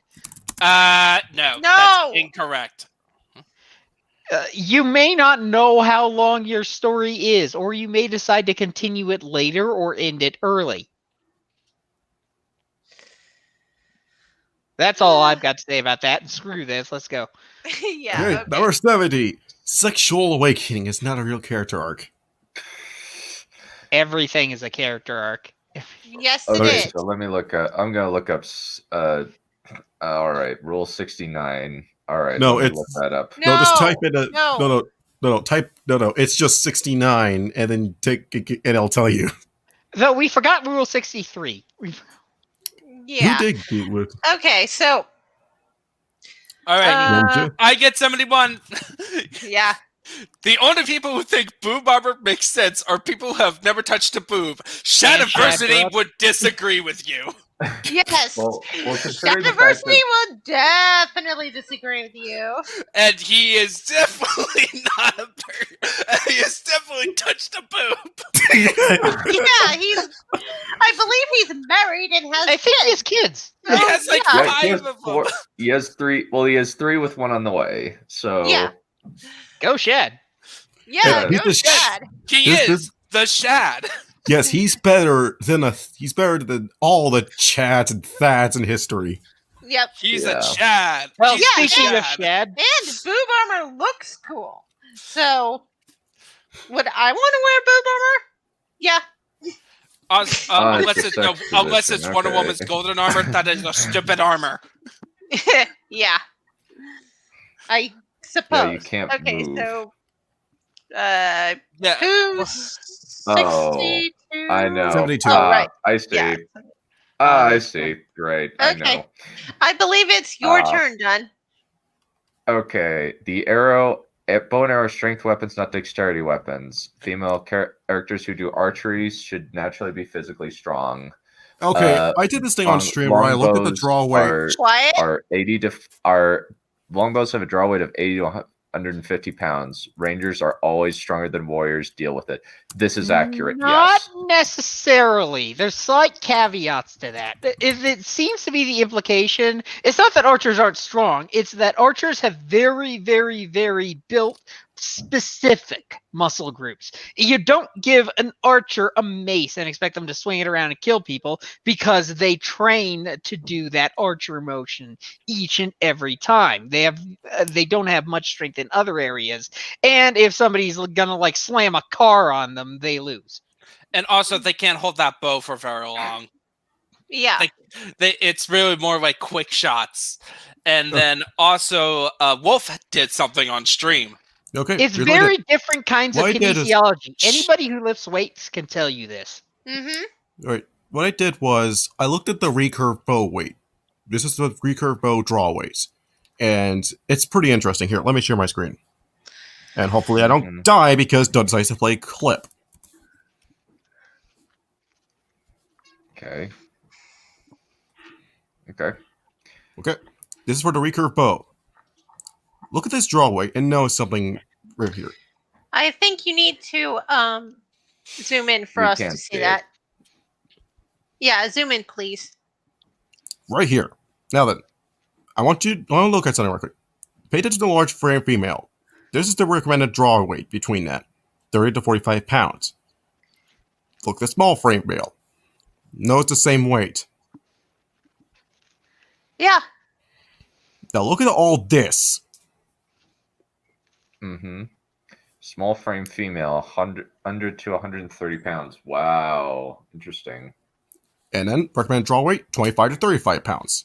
Medium frame female, 130 to 160 pounds, 25 to 35. Same weight as a small frame. Mm-hmm. Small frame males, 120 to 150 pounds, 30 to 45. Medium frame males, 150 to 180 pounds, 40 to 55 pounds. And then you already see this, but large frame males, 180 plus pounds, between 45 to 60. And then large frame females is 30 to 45. Which is the same as a small frame male. And also, it also depends on what type of bow that's being made, because war This bows. is specifically recurve bows. This is specifically the recurve bow. Yes. Yeah, because war bows, the bows that can are a lot bigger. Yeah. Okay. So. Yeah. So. I think the best way to avoid tokenism is multiple characters. No, that just gives you lots of tokens. This isn't a Chuck E. Cheese, it's a book. Yeah. I imagine the Nephilim cult would cream every pants in their I especially would approve. What would be underneath it? I'd be willing to wear it, but it's got to be something modest underneath. I would be willing to. I would be willing. I approve. I would approve regardless. Well, I know that our good friend Wolf would probably cream every gene in his drawer irreparably. Yeah, he would. Okay, want an easy way to become more accustomed to diverse casts? Limit your straight, quote-unquote, straight white cis characters to 1 each. Those can be 3 characters for each trait, or pack it all into 1 character, but only 1 of each. What? Oh, no. Basically, you need to put a limit on any straight white characters. You can't have any. You can't have that. Yeah, no. I'm sorry, Lily. You're wrong. Yeah, she's just encouraging a different kind of bigotry. Yeah. It's the kind of bigotry that's really encouraged by the left. We got a word for this writing tip: forced diversity. Mm-hmm. Want an easy way to become more accustomed to diverse cast? Try being racist. Okay, whose turn is it? Technically, it was your turn last time, but yeah, let's go with that. 74 is yours. Now. 74 is... Oh, wait, no. No, 75. Okay. I think we're on 75. No, yeah. 74. No. We did... No, I just read that. Yes, so that means it's Drake's turn. Okay. Yeah. Don't be afraid of failure and backlash. If someone is screaming you about how a character you made is racist, that is literally free writing advice. That someone is just giving you look on the bright side of life for a change. If someone is screaming at you, that's not advice. That's just a big screechy as usual. Yeah. And maybe your character maybe they're wrong. Maybe it's supposed to be this character is actually racist and you wrote them to be that way. Well, usually it's like every single person with a dark skin. Well, it kind of depends. Their definition of racist is different than our definition of racist. What they mean by racist character is not a character who is racist. It is a character who has racist coding or racist characteristics. In terms of whatever the fuck that jive, jive talking black stereotype dude. Who's conveniently a transformer. Yeah. Ouch. Like that I have to say I don't know if I think that Michael Bay is just racist against all people in existence. Which but if he keeps getting brought up, he's gonna have target immunity on this show, just like Star Wars. Yeah. Yeah, I think I have to agree because Michael Bay, he's been talked about to death, and the kind of one of the problems of Michael Bay is just he gets boring to talk about after a while. Doesn't mean that his movies aren't good examples of things. Yeah, they are. I mean, his films still suck, but still. Yeah, but that's not what we're talking about. We're bringing his movies up as examples of other things, not terrible movies. Of what happens when you actually make a character that is racist, which is a really dumb way to word that, but whatever. Because the character you made is racist, doesn't that mean the character is racist? That is so dumb. Who writes like this? Okay, so Wolf, your turn, I believe. All right, 76. People of color are allowed to just exist. Don't feel like you have to cover bigotry just because they're in a story. In fact, people will be happy if you don't, because having these characters defined by suffering is itself a tired trope. Hey, actually, legitimate point. Also, I do like how you read that acronym as if you're reading Cthulhu. Yeah. People of color and Flangli Maglula Cthulhu Relay Wagnalfatagan people are allowed to just exist. Okay. What are you talking about? I was actually reading Cthulhu text. Yeah. You know, Okay. when they get really old, is it going to be called the LGBTQAARP? Oh my goodness. I'm gonna get so many nasty letters. Anyway, 77. I just want my readers / viewers to have fun is an excellent attitude to have when it comes to storytelling. That's Except actually when you offend Lily, which then it's terrible Yeah. and you are a turd. It kind of depends. Yeah. It will kind of depend. Like, I kind of don't want like people to have a lot of fun reading Prince of Winter. It's meant to be a dark character study of a man who is a brutal utilitarian and who like really doesn't have like much regard for human life. As long as if you're not on his side, is like, your life means nothing to me. I will drown an entire city full of civilians in order to prevent my army from going into a kill zone. I got done. I want to point out what Servant of 777 said. Yeah, and hey, Servant, he's a friend from another Discord. Let's be fair. The Necronomicon is saner to read than this. Yes, it is. Yeah. It is. And also far more practical. Yeah. Yeah, there's a lot more uses to the Necronomicon. Okay. Are we done with this one? Okay, Yeah, Nelius is asking question. Nephilium, what would be your weapon of choice?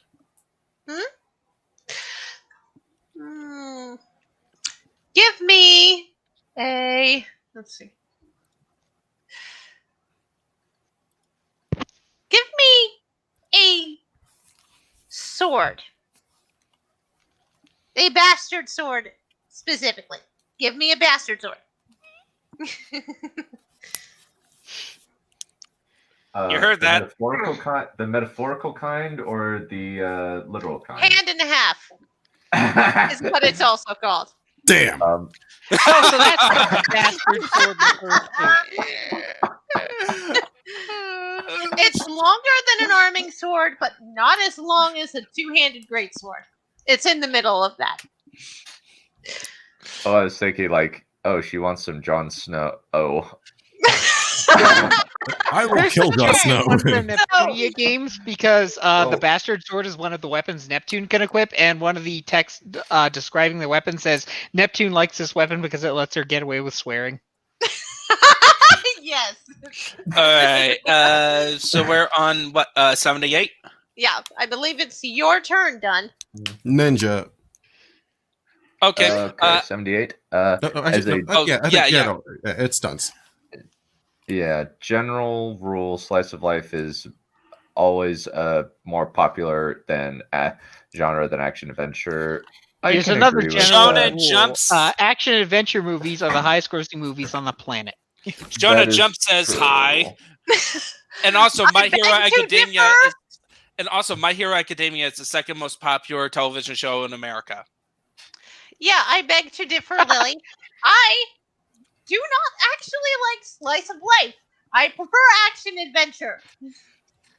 Yeah, Slice of Life is why JoJo Part 4 is the worst JoJo part, even though it's still good. Yeah.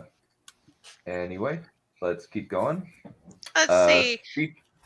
Feature creep is a problem in storytelling as well. You don't have to cram every single idea, reference, and homage you can think of into a story. You can save ideas for another time. Okay, what the hell does feature creep even mean? Okay, feature creep is a programming term. It means that you're just adding requirements to the project that you're making, regardless of whether or not it was actually promised in the design documents that you were given by the date that you were expected to pull it out. It's a common result of planning things poorly, and as a result of feature creep, you can often put out features that are not fully tested, that are not ready for prime time, and are basically going to cause a bunch of glitches. AKA 4-Hammer 40K. Or over-designing something. Yeah, pretty much. Pretty much. That's design creep. Well, in terms of a story he's talking about is like you have so many ideas and you're just throwing them all into your story. You put the peeps in the chili pot and eat them both guilty. Put the peeps in the chili pot and add Doug, I want you to read this Cthulhu in text and tell me how that sounds better than your song. Okay. Lily does have a point here. We can all agree on that? D&D alignments are terrible metrics for character design. They're meant as quick reference for improvisation in a tabletop RPG. I think this was Drake's. Oh. Okay, sorry. No, I think it's Neph's. No, I thought. No, okay, yeah. No, okay, I did 79, 80s indeed Drake. D&D alignments, terrible metrics for character design. The meant is a quick reference for improvisation in a tabletop RPG environment and shouldn't be taken outside that environment. That is, I don't think that's even how they're used in the tabletop RPG environment. I mean, the alignments are mostly so the game master can smack the paladin for casting death. The Fate servant system would like to disagree with you. And also, you can D&D alignments is also an easy, quick reference to just say. And it's an easy thing. It's an easy way to actually start building your characters for stories too, because you can decide: do I want them to be true neutral? Do I want them to be lawful good, lawful evil, or chaotic evil, or just neutral evil, or whatever? It is. And because everyone knows what that means, then everyone will understand where you're trying to go with the character when you're discussing the characters as you build them. Yeah, honestly, I find the system a little limiting because it's like, say your character is a chaotic good. That means they break the law, but that just implies that they break all the laws. What is their standard for a law that they will break, and what is their standard for a law they will not break? See the problem? Yeah. Yeah. At least it's my take on it. It actually comes from like a kind of vague it comes with like a very vague definition of what it actually is considered of this X, or Y alignment. It's like being lawful good. It means, what does that mean? It means do good, but what does the lawful part mean? It means it can mean have a code of honor, or you follow the law, or you do this. Like you have stuff that is good in nature. Yeah, I would say the best way to use D&D alignments, because D&D alignments in general even is different between all different types of DMs and people and how they define it. It's best when you're going to write your story, you personally just have a general idea. Okay, what does it mean to be a chaotic character versus a lawful character? Like once you figure that out for your own writing, you can tell people what your definitions on each of them mean, but you have to stick with that definition. There. Anyways, next stop. When writing characters, stay as far away from Rocky Horror Picture Show as you possibly can. Some gay people hold it up as a meaningful part of our culture. It is not. It's a trans. Sorry, that's too much of a turn. I'll read as it is. It's a nightmare made by actual. By an actual turf, not a reference guide for anything. Also, they spelled transmisogynistic. I'm not sure is a word. Also, even if it was a word, Lily misspelled it. That's exactly that's exactly why I read it as I saw it. Misogynistic. What the hell? Yeah, don't even. It's like. What I just read is actually was what was shown on screen, and I converted it to Cthulhu text. Yeah. It's short. He's just complaining about the Rocky Horror Picture Show because one of the villains or the antagonist is a transvestite who makes a handsome male sex doll. Done. The only way I actually think you would know that is if you actually kept that in your room. No, it's in the movie. I bet. I've just watched the movie. Is there even anything to say about this? Because no, he's just wrong. He's just basically saying, again, tokenism.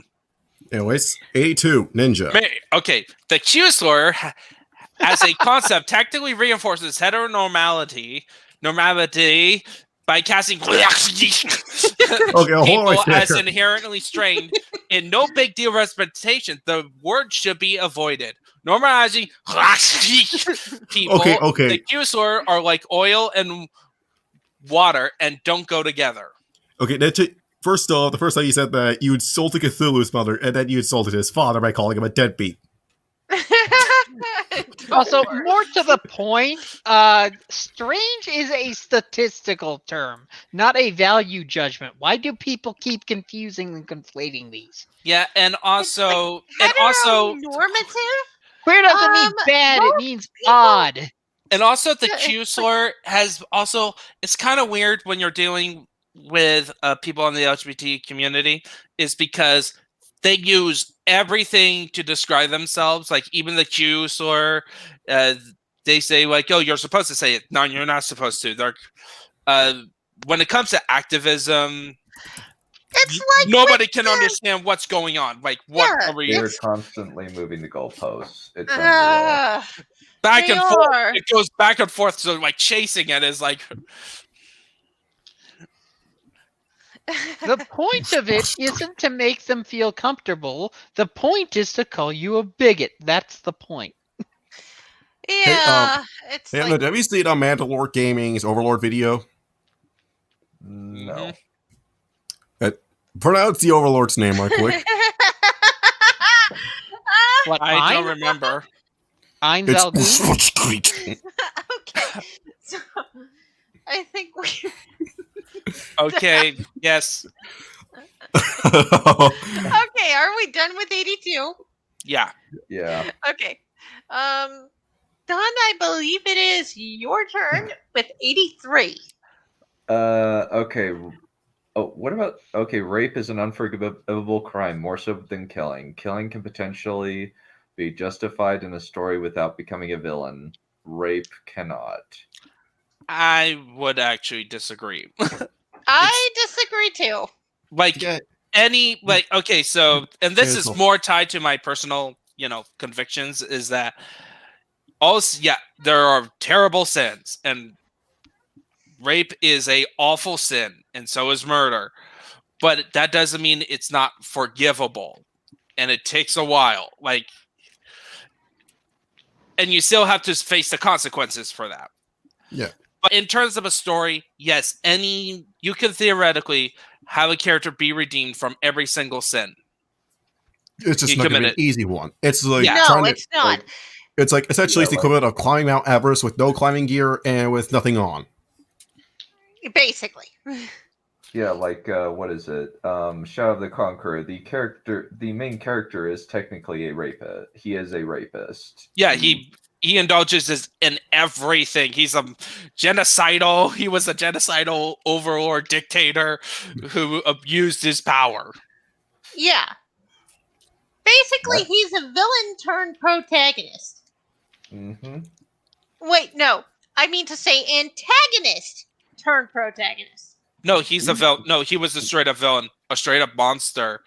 And then basically the whole point of his series, that Shad even tells him, that's the whole point, is that what if we make a Dark Lord into a hero? Yeah. That was the entire premise of that.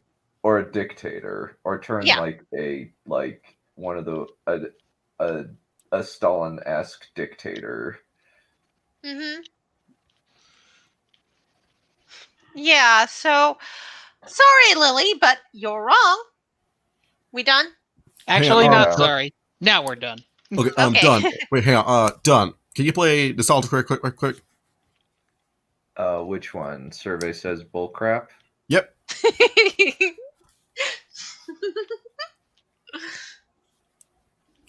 Let me see. 5, 4, 3. Yeah. Survey says. That's what I thought. Yep. I was late by 1 second. And it was covered up by the chat. Yeah, thanks. Yeah. Okay.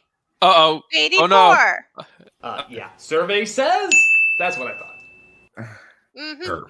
84. Sex scenes are never necessary. You want to include one because you're horny, then more power to you. But any attempt to justify it as important to the story will only get you laughed at.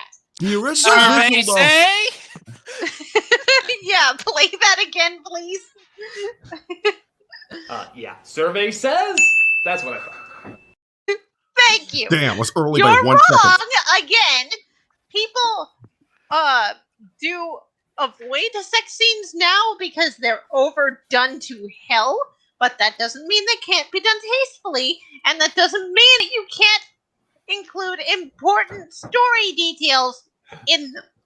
Cough, cough, Song of Saya. Who knows that reference? No, I actually saw that. I actually saw that visual novel without the sex scenes, and then I saw a version of it with the sex scenes, but they were obviously covered up.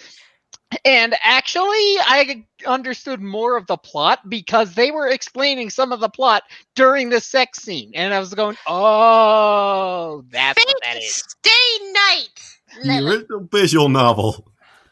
The sex scenes made more sense there.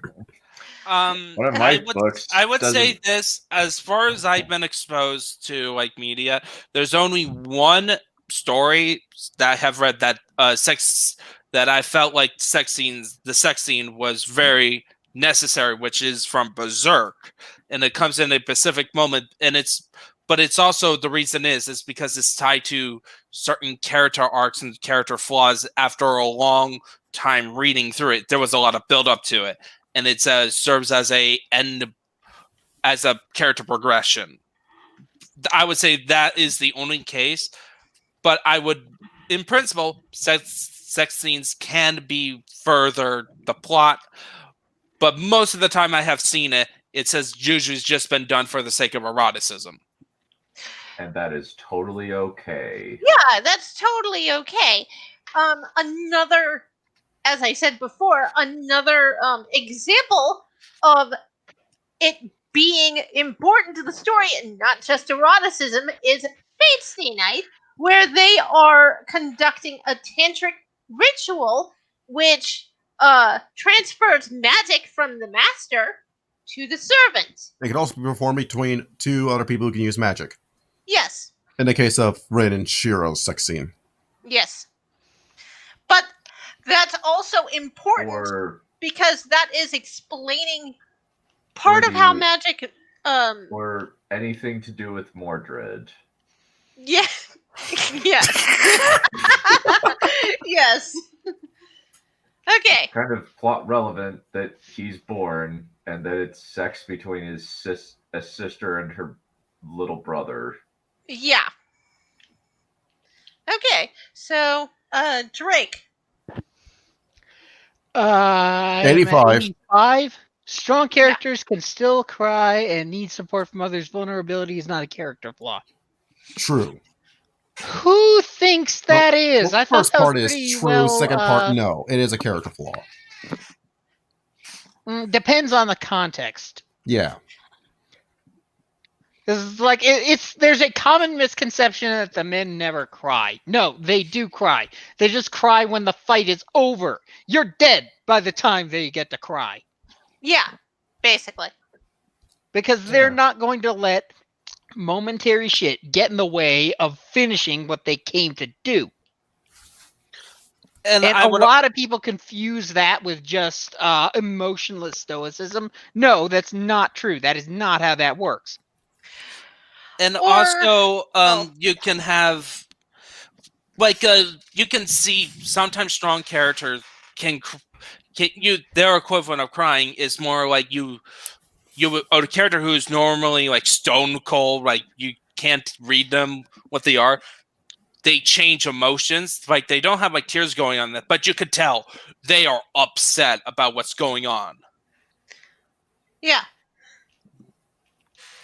Example of this, Dimitri in Fire Emblem Three Houses. Good point, Travlin. Like, there is an excellent example of this in Gundam Build Divers Re-Rise, but I don't want to spoil it because I kind of want to see if I can talk people into watching it. I have to watch more Gundam before getting into that, but I would also say like Jotaro from Part 3 of JoJo is a good example. And that's one I'm looking to get into if I can never figure out how the hell I do that. I got 2 words for you. I actually got a tire saw for you, Drake, and I'm going to send it to you right now. Oh, Yar har fiddle-dee-dee. Yes.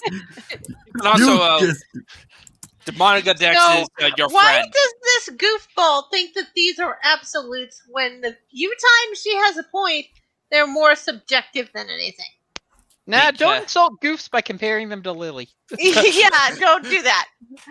Lily Yeah, somebody got that reference. and remember, Servant, Lily is on the school of Movie Bob. Really? That Yes, explains she way is a too much. fan of Movie Bob. Oh, that explains some stuff. That's why, like, a glass of water is formatted like a big picture. If you've ever seen a video of hers, it is very big picture-esque. Wow. Yeah. Duh. Yeah, I honestly just. How do I you can't stand think in the of same anything- room as Bob without suffocating? I honestly can't think of many things that are worse than Movie Bob. Like, Movie Bob is awful. It's only like Maggie May Fish in School Movies. Oh, yes, school movies. Oh, yes. Yeah, one thing is stupid at a time. Yeah. Yeah. But you know what they all have in common? They're students of Movie Bob. Well, I don't know. Like, they just like Movie Bob and they think he's funny. They also like. They also like the execrable podcast We Hate Movies, which is some of the worst anti-comedy I've ever Oh my watched. God, I've yeah. ever listened Peak to. TV is a fancy way of saying addiction-filled, fueled misery porn. I don't know what that is. I think that's a Game of Thrones reference. Yes. It's just... Yeah. Okay. I don't 87. think we have anything I- to say about that, do we? Capillary, I don't think he has to because he eats them. Yeah. There's Okay, all- He doesn't have so- students, he has entrees. Yeah. Along with Okay, his so- burger, his McDonald's challenge meal. Okay. All right. Okay. 87. Addiction-based storytelling relies on serialization, cliffhangers, shocking twists, constantly raised stakes, and obsession with foreshadowing to get people to watch not because they're enjoying themselves, but they're stuck on a tension high. By the end, the viewer is only watching for full closure because they've already invested so much and they need their fix in order to feel it was worth it. This is the same business models that soap operas use. And you know who else uses it? Manga. And you know what is selling like hotcakes? Manga. And you know is good? Manga. And you know, like manga, if you want to see the masters of this who are very satisfying to read, pick up JoJo. Araki is a master storyteller that you can stop reading his works yet feel very satisfied by it. Or pick up. Some people like the tension high. Yeah. And Or the foreshadowing. And the foreshadowing. Sometimes I pick like up the feel of Inuyasha or Escaflowne or any of those things. Pick them up, read the first page, and I dare you to put it down afterwards. I dare you, because I don't think you'd be able to. Okay, done. 88. If the sunk fallacy cost didn't exist, shows like Steven Universe, and Game Sun of cost Thrones- fallacy. Oh, shows like Steven Universe and Game of Thrones would have been canceled by season 2. Not a writing tip. But now Also, not personal even sure if opinions. that's true. Game of Thrones was good until the end of season 4, and then there was a large quality drop in season 5. Well, Slight this rise person- in season well, 6. it's obvious that Lily really doesn't like Steven Universe or Game of Thrones. Or She-Ra and Legend of Korra. But for different reasons. Yeah. Okay, so my turn. Sunkoff, Servant Sunkoff fallacy is the idea is that And why would you after season 2, canceled after season 2? Why that doesn't apply to Game of Thrones? Game of Thrones is an was an Emmy-winning show. yeah, You it's could make a prestige- better argument than that, but Yeah, like what? It ain't What? not a writing tip, also wrong. Yeah. Yeah. Okay, 89. Hardcore fans will tell you that continuity is the most important thing. They're wrong. No, Lily, No. you're wrong. Continuity is really important because if you don't have continuity, if you don't have internal consistency, you don't have a story. I don't think there's anybody that says continuity is the most important thing. That's clearly some kind of straw man. Speaking of which, Yeah. ready? Yes. This is too political is a complaint only made by conservatives when a story acknowledges that non-white, non-straight people exist. The existence of other kinds of people is not political. Ignore these complaints. That is not why we are complaining. Yeah. Lily has no interest in trying to understand anybody else but Lily. Yeah. Yes, pretty much. And whoever those fuckers are on Friends. And Movie Bob. Yeah. Let's just keep going. The Little Mermaid and Cinderella are more feminist than Beauty and the Beast. Which wave? Yeah, this We're is talking just the pants wave, the voting wave, or the asshole wave? Definitely not the asshole wave. 92. If you want to know when to change a trans character's pronouns in the narration, doing so at the moment when they realize who they are and admit to themselves out loud is mwah! That makes Also, who cares? Lily is just endorsing a cliche that Lily wants to see. Yes. Because Lily herself is this. Because you are only allowed to give Lily boners. Yeah. Let's keep going. We're almost through. 3 hours in.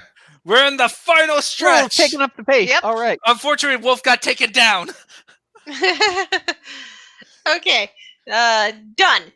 As long as isn't harmful or bigoted, you don't have to justify story decisions made on the basis of self-indulgence. I thought you said that Translation, like you sexting don't have to justify things that turn Lily on.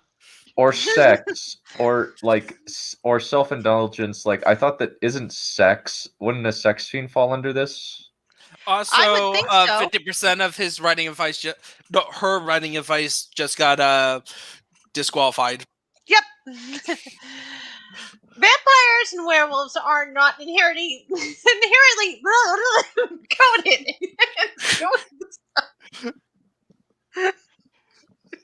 I'm sorry. And doing so is an example of othering, whatever othering means. They work Making better as them an metaphors other, for aristocracy and predators respectfully than as the underclass. So, Neph, you just called Cthulhu's Neph, you just called Cthulhu's mother's. No. Yeah, Cthulhu's mother is a hamster, and his father smelled like schmelt.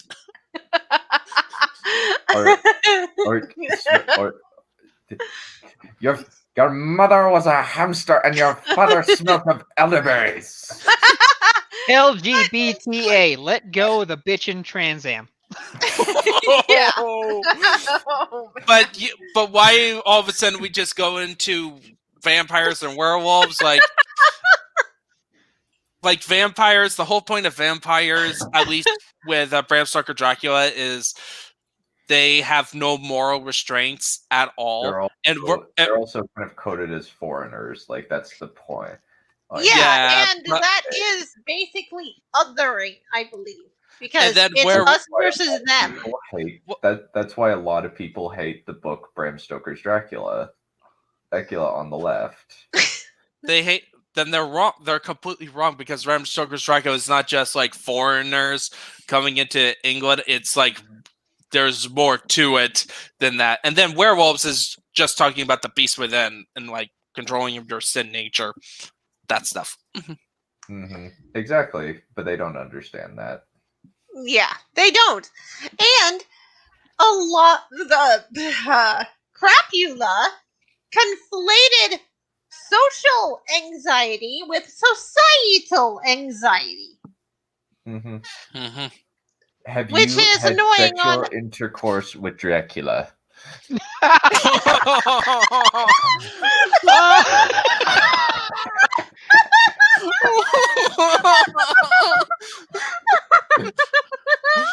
So what are we doing? Are we operating on Helsing rules now? Where if a vampire bites you and you're not a virgin, you turn into a ghoul?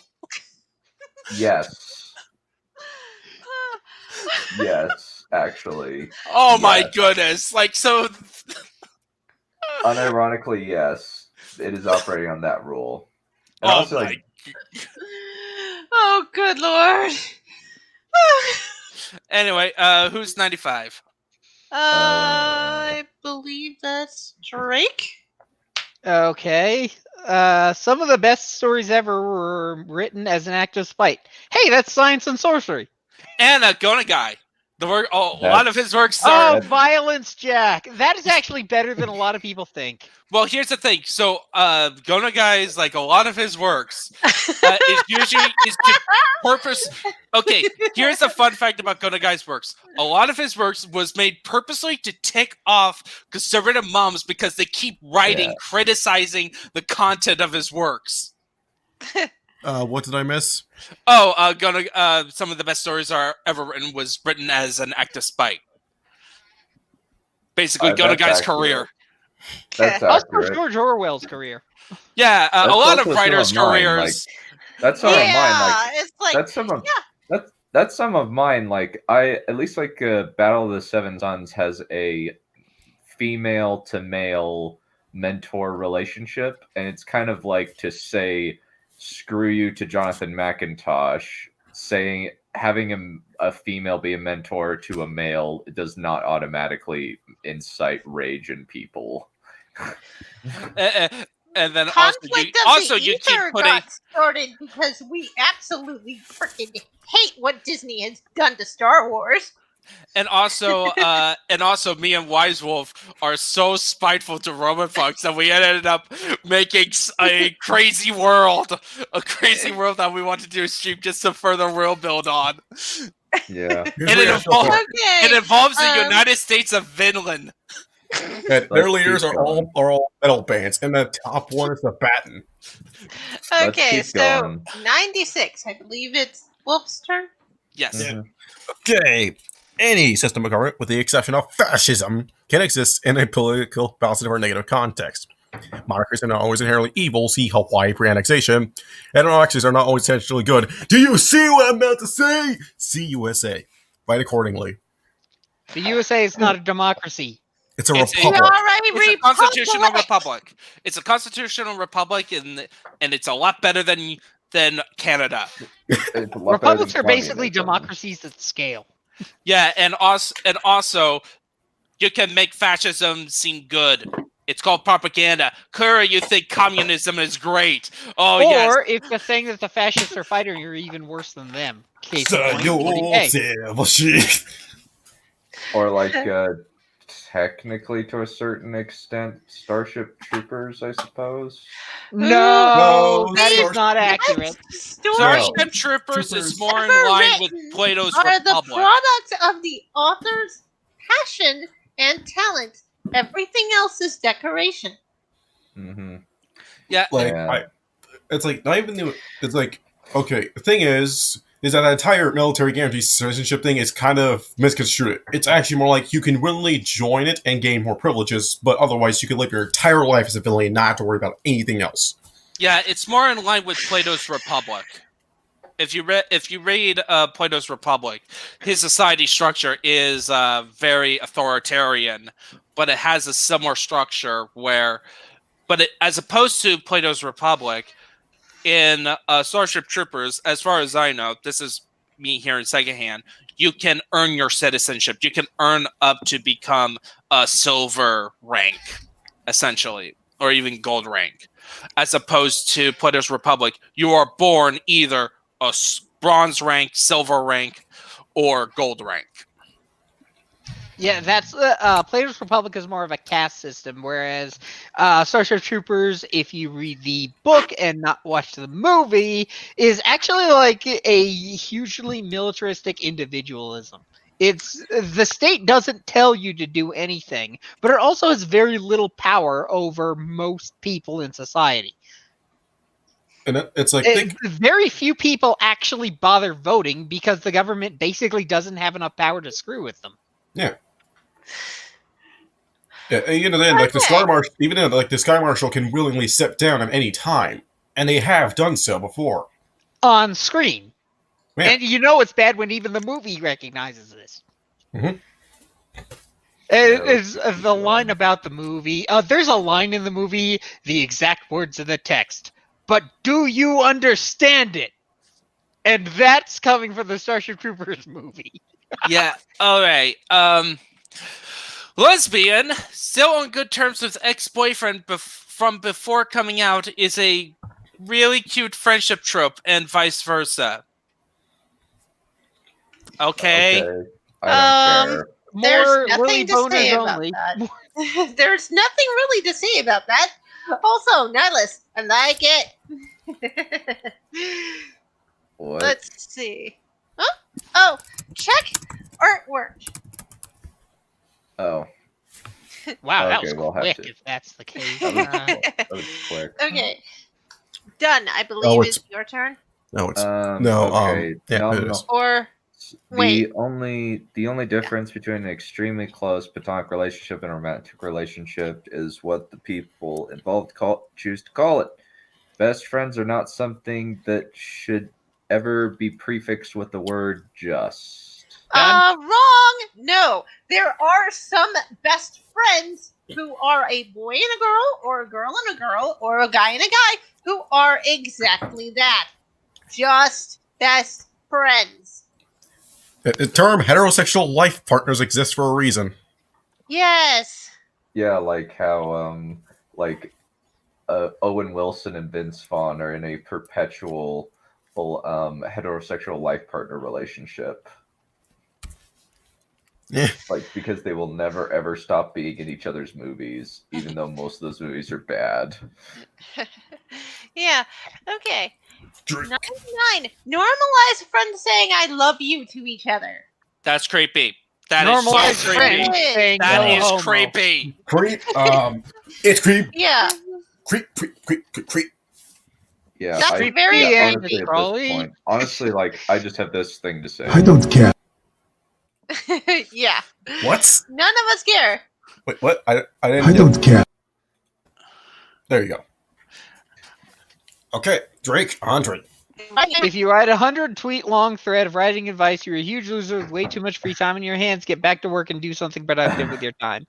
Thank you, Lily. You That's just a showed us lame that. cell phone. Sorry. 100. Was this a tweet One. thread? One. Wasn't this The originally a tweet thread? Yes. Yeah.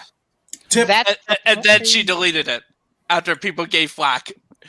Tip 101. Tips and rules are two different birds. So this. Mm-hmm. Yes. Well, Thank you, Lily. You we just can- showed how much of an idiot you are. well, and that's fuck it. yourself is a definite instruction. Yeah. Alrighty, shall we show it? Oh, the artwork. Yeah. Already Let's on do it. that. Hold, I gave you. About to do it. Come on. Mhm. Pretty much. Done. Wow, this thing's taking a while to load, but I already see the figure. Heroes Forge in beautiful bikini armor. I like it. Don't- The halo is a good touch. I thought you would get cat ears. You say goodbye, but I say I need to get a hello. wolf. I need to get a wolf whistle emoji for certain points. Wait, what? Sorry. What was that? I didn't hear. Can you please repeat what you just said? Wolf whistle. Oh. Or how about a cartoon wolf clip? Yeah, I need that. Yeah. Yeah, or Wild and Wolfy style.